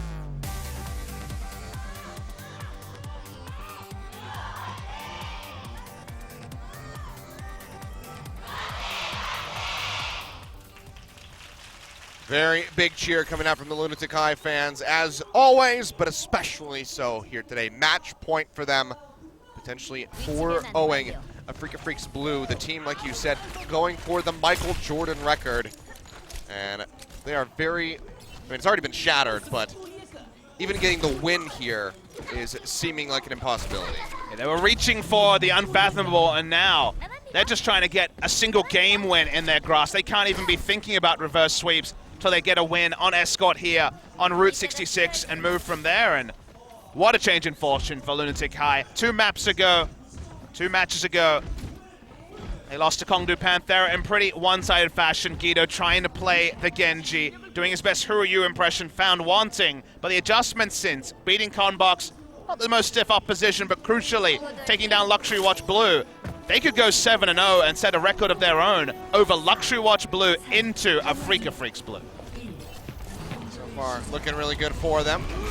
Recry Blue on the attack. Yeah, Recry going to be starting things off on McCree. This is the spot they got into. Onto Eichenwald at the end, was running this McCree focus comp. It is with the Mercy, but not the Widowmaker being pocketed. It's going to be very much McCree being pocketed in this scenario. So yet again here on the Sombra, firing away, trying to get some damage in. He doesn't build up too much as far as the ultimate is concerned, has to snap back a bit early. Hero as well, Discord Orb's on him, he's going to fall. Just overstepping a bit, does get punished out for that one, so nice target selection coming through from the members of Freak of Freaks Blue, and so far this payload's going to keep moving unhindered. Target selection and ultimate usage, those are the 2 big things for Freak of Freaks Blue in their 15-0 run, and in Season 1, honestly, and much better target selection there. Arhan in the backline takes out Eska, not even making it a factor that the health pack had been hacked because they were mostly playing around the McCree instead of diving in and playing around that terrain. Recry staying at range. They continue to push, and the payload now not being stopped. They all realize if nobody's on it, they have to drop down off that high ground, keep things rolling in, and Lunatic-Hai waiting for that last second contest. Will be pushing out. Nano boost in onto Miro. Dives into the back line. Doesn't find anything though. Good disengage coming through from the Mercy and the McCree. Not wanting to get involved with Miro. No value out of the Nano boost, you'd have to say. Yeah, they just kite their way back safely. Donghyun does get popped into the mech. That's about the worst thing that's happened for Afrika so far. And now the Deadeye is available here for Recry. Flashbang down, headshot lined up. Eska's gonna fall, and it seems like it's just a matter of time here for Afrika Freaks to go ahead and finish this one out. Deadeye now coming through Zimba. Defense Matrix ready to go, but we'll see that mech get popped as Arhan helps him out. They'll take him down in the end, and Recry follows up for another one, finds Guido. Recry clutching it in the backline. Multiple people, different people trying to dive him means that less people are contesting the payload, which was inching forward after kill was registered by Recry. Not an Arhan-focused comp this time. It's Recry the one who's drawing all the attention. Get the first checkpoint. They keep pushing. And still going to be sitting on the Sombra is Eska. Still trying to make this one work. He had 52% right now for the EMP, so needs to build this one up very rapidly. Arhan will get jumped on, forced to go ahead and dash back. The recall still available, so he's still very safe to just keep fishing around, looking for a pulse bomb. Will throw it in onto Miro. Not going to get too much damage in. Back. This time Recry, chase down. Go very far forward, but the res used solely on Recry just because he's been so instrumental to the success of Afrika Freaks Blue so far. Donghyun was in position with the defense matrix as he came out, so no potential for the assassination. So good read on the res there from IDK around the McCree. Everything else was in order, and they still heavily went out on the fight. Yeah, they certainly do, and the payload is going to keep on moving nearly 50% of the way to point B. And it's been relatively uncontested this entire time. Eska still working on that EMP. Will just now be getting it left on. Look how far back he is. Pulse bomb coming through. Got it! Take him out, and Arhan says, you know what, that's worth it. I mean, Eska was just desperately trying to find a way to palm up the EMP. He's been denied for so long. Tied off the payload here as ult is popped by Miro. Yep, but still has that Discord orb on him. Recry firing away, trying to snipe him out of the sky. Won't quite get the kill, but takes him dangerously low. Guido in the meantime, forced to use that recall. Snaps his way back, pulse bomb ready, drops it down, doesn't find the stick, doesn't find the kill, and it's going to be a massive explosion from Donghyun. Finds the double pop Zimba out of the mech. And Lunatic-Hai are just getting slaughtered on Route 66. Donghyun special is launching that self-destruct, got 2 and the mech as well, so super big on that one as the defensive position. Great research, you'd have to think, from Tyrong and the troops. That's why Donghyun is so clutch on the use of those D.Va ults. And highest KDA in the league coming into this game. And that's a big reason why. Continue to inch forward, not on the standard, not on the sort of computer research from Afrika Freaks Blue. Finally, they're showing us new tech. And so far, it's been very successful on Route 66. Yeah, for sure. Mono does die, a slight reprieve here for the side of Lunatic-Hai. It does buy them a little bit of time. Eska with the EMP ready to go. But finding an opening is going to be the challenging part. Afrika Freaks Blue just pulling back, playing off that payload for now. There's Arhan. Goes on a bit of a ninja mission, sneaking around the backside. Pulse bomb's ready for a target. Pulse bomb comes out, finds the stick, but the translocator actually takes him out to safety. Eska perfectly timed.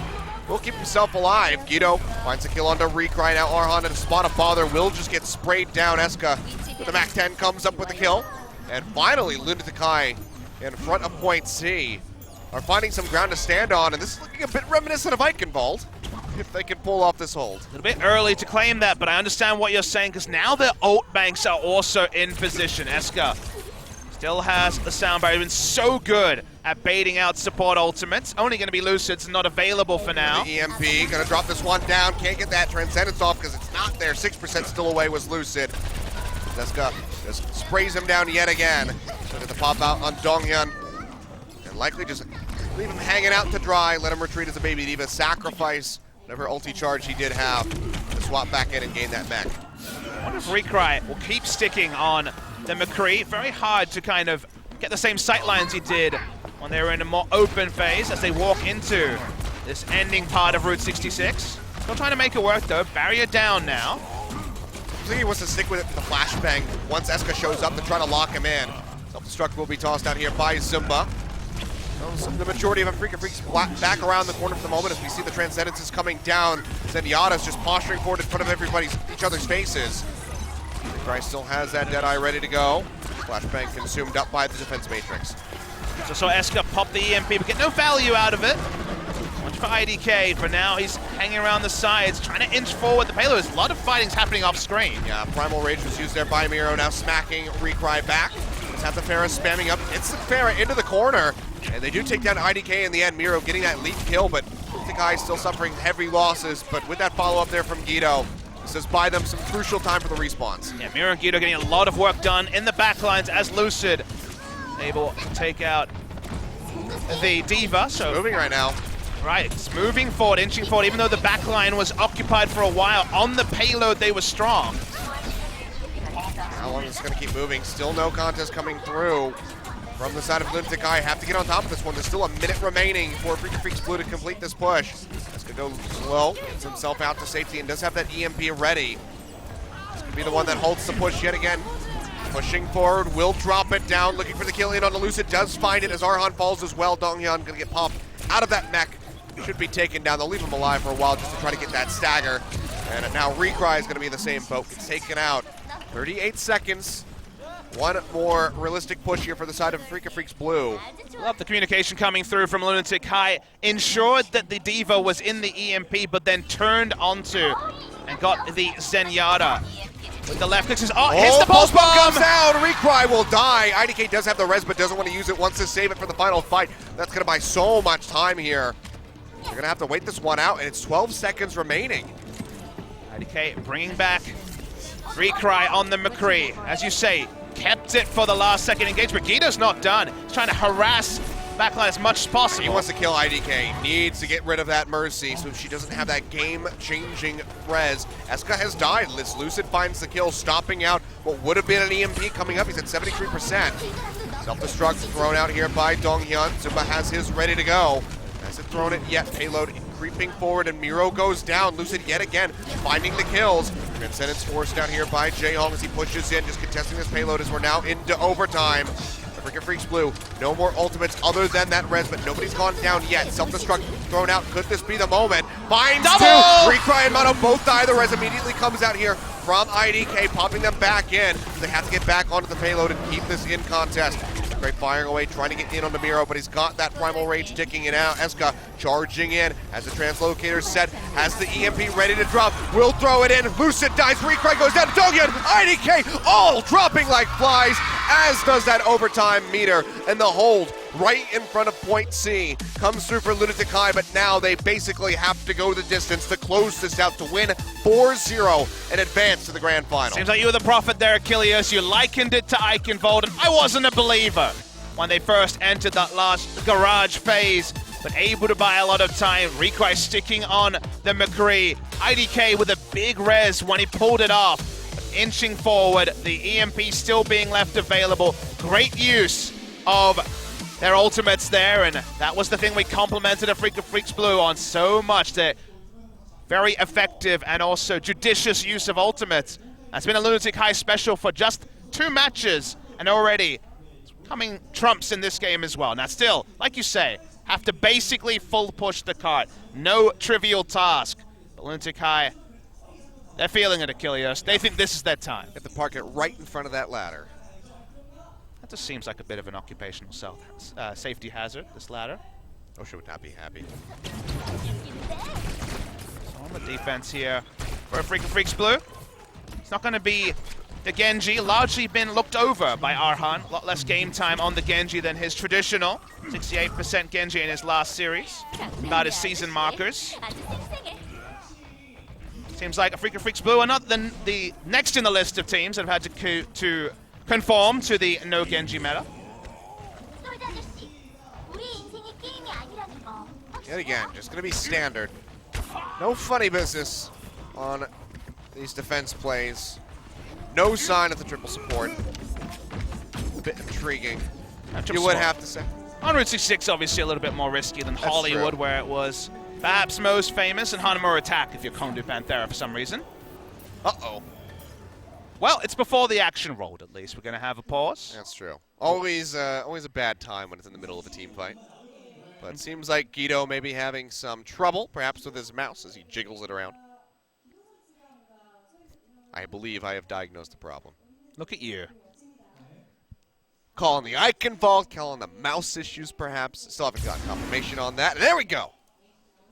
You know, if this shoutcasting thing doesn't work out, you could diagnose PC problems. You know, I had to make up for it. I had that missed call in the tiebreaker on Hanamura, so it was, you know. Well, you are the first person to ever make a missed call in an Overwatch series, so it's a low light for you, Achilles. You're going to have to live with that one forever. I know, right? I've never made a mistake, No so one's, I've got that going for I'm me. the only person that's ever made a mistake. First time, Achilles. And it was bound to happen. It just happened to me. Couldn't have happened to a nicer guy. Well, thank you. I mostly said it with a straight face. Yeah, mostly. The audience couldn't see. So you diagnosed the issue, but we need to together diagnose what the hell the story is with the Freak of Freaks Blue, because, you know, they were bigged up. 15-0 coming in, 15-3 now after going down 0-3, and it really does feel like a combination of factors. You know, definitely we can start talking about the SOT schedule. Runaway, X6 twice, Kongdu Uncia, and Meta Athena, who really were struggling this season compared to their heroics of Season 2. Not the strongest opposition. As Lunatic-Hai with double the time on stage, 5 hours, 20 minutes compared to just the 2-hour, 40-minute time bank of Freak of Freaks Blue to make the semifinal. Got to play basically every contender outside of Team Envious in their run into this situation. And Lunatic-Hai also, it's mostly been about the last 2 matches, right? They've really customized themselves to Guido in their matches over Combox Spirit and then Luxury Watch Blue, playing this front-to-back strategy where they've been targeting down Divas. Eska basically uses EMP on Soul Diva if that needs to be the way. If he gets more, he's happy. And that sort of target selection and really the trivialization of, say, the Genji strategy that dominated things for Lunatic-Hai in the Who Are You days. Arhan has largely been playing Genji this season, but now, against an organized team, in this slightly new meta where Genji's been trivialized, it doesn't feel like a Freak of Freaks Blue have been able to adapt, something they've really never been asked to do so far in Season 3. Well, this has to be an extra tilter here, mouse issue. Long pause. Staying focused in these sort of situations can be rather difficult, especially when you might be knocked out of the tournament, be denied your grand final appearance if Lunatic-Hai can complete this map. Seems like we might have everything taken care of here for Guido. Certainly needs that mouse to play because he has been performing today.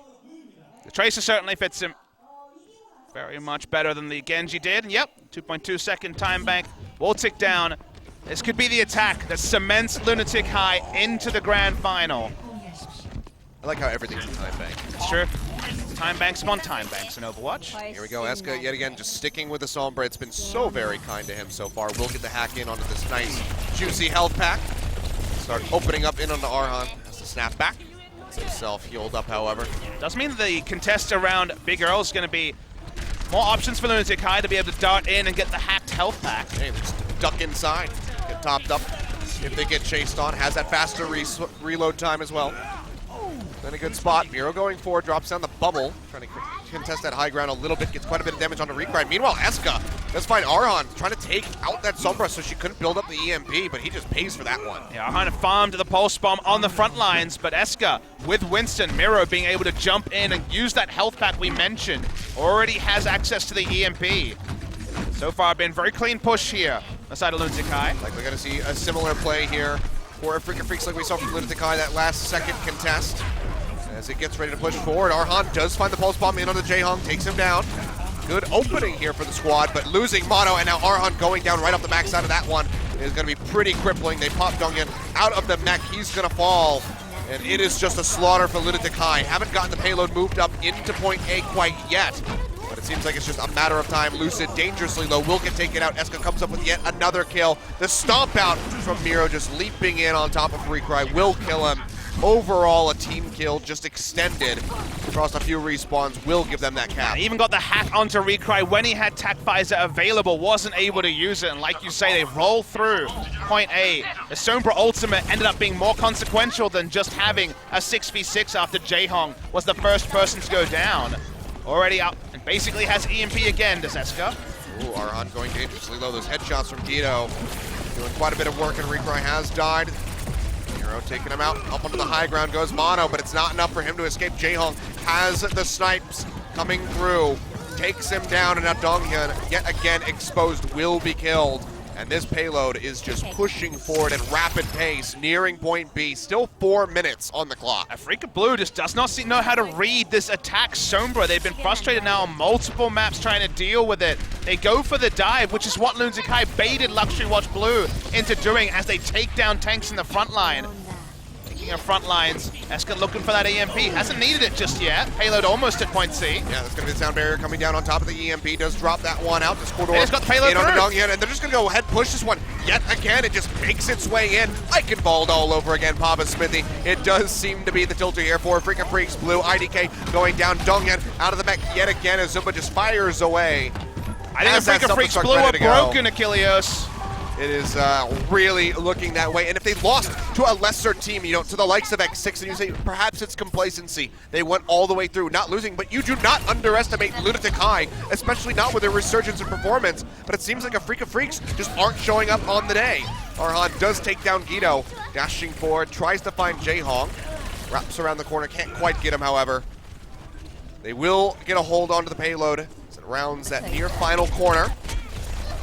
Finally in the back here. lines, just trying to harass up. We'll have EMP soon. Well, hacked health pack is lovely to play around, as we can see. Does wonders for you. Continue inching forward. Self-destruct does come through. Can they get out of the way?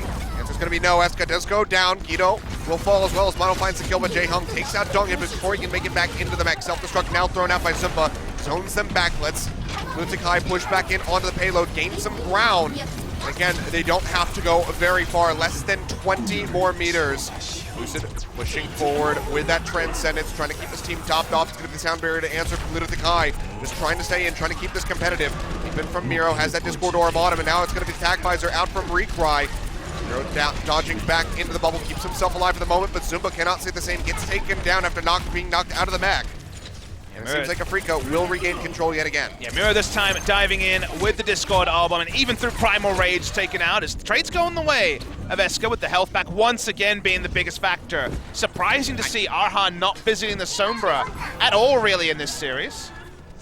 No, haven't seen it touched really at all. Freakin' Freaks Blue don't have a main Sombra or a main Tracer, and while the Trace has been shared around, the Sombra has gone missing. Yet again falling low. Can he get the health pack in time? This time the answer is going to be no. Arhan is there to follow up, takes him out with a melee hit. They're buying crucial time off this time bank right in front of that final push spot. 16 meters is all that's needed at the moment by Lunatic-Hai. No ultimates available for them, just the pulse bomb on the side of a Freakin' Freaks. Need to keep playing as wide as possible. They want to deny a big EMP here. That's been one of the biggest factors for Lunatic-Hai in these pushes, and definitely different sight lines available on defense right on point C. For now, no grouping. Pulse bomb coming up from Arhan, not going to find any targets. So a bit of a waste on that one. A Recry's going to go down. Jaehong finding the kill. Arhan goes low. EMP now dropped out here by Eska. Can they follow up with the kills? It's going to be the question because they have not found it on the Lucid, and the pulse bomb will not stick. You know, firing away from the high ground, not really going to be able to find any kills. Has to come back in, join in with the rest of the squad. Now pushing forward, they find Mono. Well. Could that be it? The payload moving forward, 14 more meters to go. Can they just close it out right here? Moving forward unhindered. Is that just going to be it? It seems like they have. Last second contest. IDK dies in the middle of the sound barrier drop. Will just get taken out in midair. Everybody pushing forward, just getting picked off one after the other. Self-destruct will come through. Lucid boot back, buying time with the Transcendence, but is it going to be enough? Doesn't seem like it. 0.71 meters left to go. Everybody going down. Sound barrier now making it in as IDK pushes forward, but they're all just getting picked off. 0.2 left to go. Donghyun knocked out of the mech. Will be taken down. Mono trying to rejoin the team. They need to stay on top, but Eska has the EMP yet again. They're all going down, and that's going to be it. Lunatic-Hai close it out over a Freakin' Freaks Blue 4-0, and they are yet again 2 seasons in a row going to the grand final. Complete insanity, Achilleos. They could do it in this manner. 4-0 was not a prediction anyone would have made if it was to be Lunatic-Hai going to back-to-back finals. But they had a read on the meta that a Freakin' Freaks Blue were never challenged to put together. We asked if gods could bleed. Turns out the gods are Lunatic-Hai returning to the grand final, and Afrika Freaks Blue, their 15-game win streak counts for nothing. The crowd goes mental, predictably. One-eyed Lunatic-Hai fans is always the way, and they can cheer because their team on the day just outfought Afrika Freaks Blue, outthought them and outfought them. That's awkward to say, but in both ways. The Sombra play from Eska, I think, was one of the big stories, and in the early maps, it was all about Miro. Mad after not being in that Korean World Cup squad, outclassing Mano on the Winston. Mano said, you know, he was doing the smack talk, he said, I don't know about his Winston. Well, guess what? The Winston was never in doubt about Miro, and it was a virtuoso performance from him. I mean, it's a bit difficult to even really call this a fight. So one-sided by Lunatic-Hai. Some signs of life from Afrika Freaks Blue on the attack on Eichenwald, on the attack on Route 66. Hanamura, their last-ditch hope, really, to try to turn things around. Had that massive time bank, got drained out by Lunatic-Hai. But otherwise, completely destroyed. The stats all were there for Afrika Freaks Blue, but we forget one stat, which now is kind of poignant. Afrika Freaks Blue have played 2 best-of-7s in Apex history. They have won 0 games, went down 4-0 to Envious in the grand final of Season 1. See, stats can tell a story. That is, I found this one around the corner, and this one, unfortunately, Afrika Freaks Blue, for all their development, really feels like their ease of schedule may have got them to the semis, but not cemented them in the semis. That was the thing for them, as they seem underprepared, which is a crazy thing to say this deep in a tournament. I'm so glad you brought that up, because that is hilariously true and somewhat depressing if you were an Afrika Freaks Blue fan. But Lunatic-Hai, biggest fan base here in Korea for sure by a landslide. The fans have plenty to cheer about, and well, already, I guess we can go ahead and say, well, the venue is going to be sold out for the grand final. That was pretty much a game. It doesn't matter how big the venue is, Lunatic-Hai will fill it. But Lunatic-Hai now get to watch on and see, will it be Team Envious versus Lunatic-Hai? That would definitely capture the most attention when it comes to the world audience. Or will it be for a 3rd damn time in the season? Lunatic-Hai versus Kongdu Panthera. It was the redemption story, you'll remember, in Season 2, where they lost to where they lost to Runaway and then got revenge in the grand final. Could be more revenge. It's best served cold, and it's best served by Lunatic-Hai. Damn good stuff. And if my math is correct, 1 + 2 = 3. So the winner of Season 1 plus the winner of Season 2 equals both of them in the final at Season 3. Envious going to the grand final, calling it right now. That would definitely be a trilogy, right? That would be, if this was a movie trilogy, that would be the movie trilogy ending. Yeah. We would have the Season 1 That's our winners Return of the Jedi versus the Season 2 winners, and it would go 7 games. That's what we would love to see in the grand final, but that's to be decided on another day. On this day, Afrika Freaks Blue was shattered. Now it's going to be so hard for them to piece together, and for analysts to piece together how good were Afrika Freaks Blue in Season 3, because they were clearly not as good as Lunatic-Hai. Nowhere near it, in fact, you could say. 0-4. All of the losses that Afrika Freaks have suffered during this season dealt out the most crucial moment possible, knocked out in the semifinals. No second chances. All that they can do is fight for a 3rd place spot in a match. A couple, what is it, next week, next Friday, a week from today. They don't even know their opponent yet. I think the best thing about a best-of-7 is we saw every matchup. We finally saw the first escort map come through from Afrika Freaks Blue, and in every map type they were found wanting. Control, very one-sided for Lunatic-Hai to start things off, and it never really got better. The Sombra from Eska, to me, was the really big difference between the teams, and also, like I mentioned, Miro's supremacy over Mano. Now, I mean, I know that this is usually something that happens at the end of the season, in the final, but if you had to award MVP to somebody on Lunatic-Hai, who would it go to? Because honestly, I'm kind of thinking Eska. The man who is, of course, the meme in many ways. He knows the meme very clearly when he does the interviews. He talks about the ironic cheers and the legitimate cheers he gets from fans alike. He was wonderful in this series. He'd be my MVP, even if there were a very strong supporting cast who were doing their job. Miro in with a discussion as well. So much class across the members. It's difficult to find. And then we get this one where, we didn't really know what to make of Afrika Freaks Blue versus Lunatic-Hai. I'm not sure we're really any clearer when it comes to this matchup. It's the DPS duos, Bird Ring and Rascal versus Effect and Taimu. That's going to be a fun matchup. Yeah, I mean, Envy, losing to X6, beating Meta Athena, beating X6 yet again. 3-0 victory for them. Not really sure how they're going to stand up against Kongju Panthera. It's entirely going to be a battle of the DPS. Cannot wait for this one happening on Tuesday. It's the 4th of July for us here in Korea. It's going to be the morning of for you guys in the West. So get some sparklers ready. Root for the West on Independence Day, and maybe they can take out Korea. Not sure. You never know what's going to happen. It's going to be a very tough fight for both of these teams, I expect. And for me, Kongju Panthera, it's about the mentality, right? We've seen what this team can do at their best. They rush in, they dominate, they're able to have their star DPS duo do things we could not imagine between the two of them. But when they fall behind, like that, of course, first Lunatic-Hai series, right at the start of the season, that's when the pressure is on. You're unsure of where Kongju Panthera are at. And even though Taimu has had his choice words about Overwatch recently, it does feel like Envious in that particular battle have the experience advantage. And experience, when you hit a best of 7, is so important. Yeah, for sure. I mean, Envious, they do have that experience. A couple new members there. In fact, of course, going to be new to that squad, new to that long endurance type series.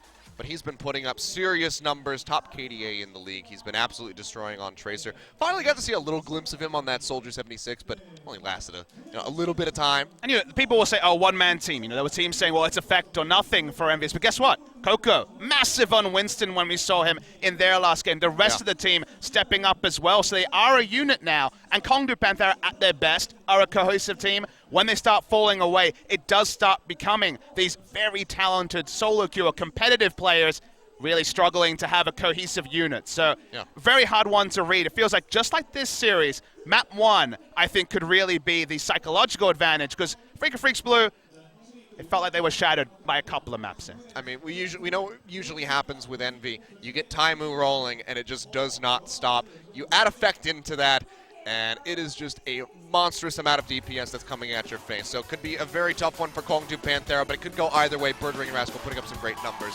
That's going to close it out from us here today. We'll see you guys back on Tuesday. It's been a fantastic semifinal here. Congratulations again to Lunatic-Hai. They're going to the grand final. They did it again, Achilles. Might be an every season thing now because Lunatic-Hai, they have the best storylines. It wasn't with Who Are You, but it's still in the final. Well, we have plenty more story from these guys to track. We'll see how they perform in July 29th. Plenty of time for them to prepare for that fight. But first, they have to know who they're going to face. We'll find that out on Tuesday. So thank you guys so much for joining us here for the semifinal. Hope you enjoyed it. We'll see you back for more Apex action on Tuesday.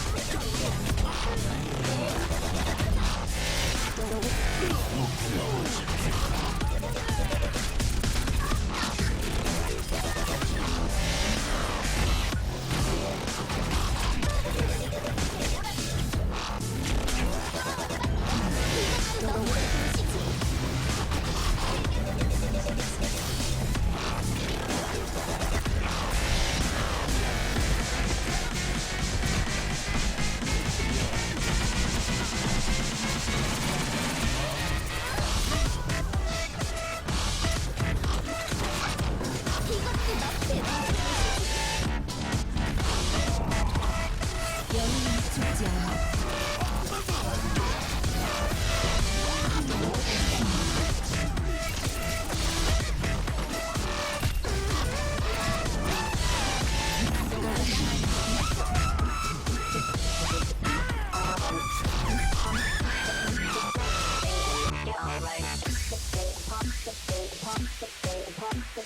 Pump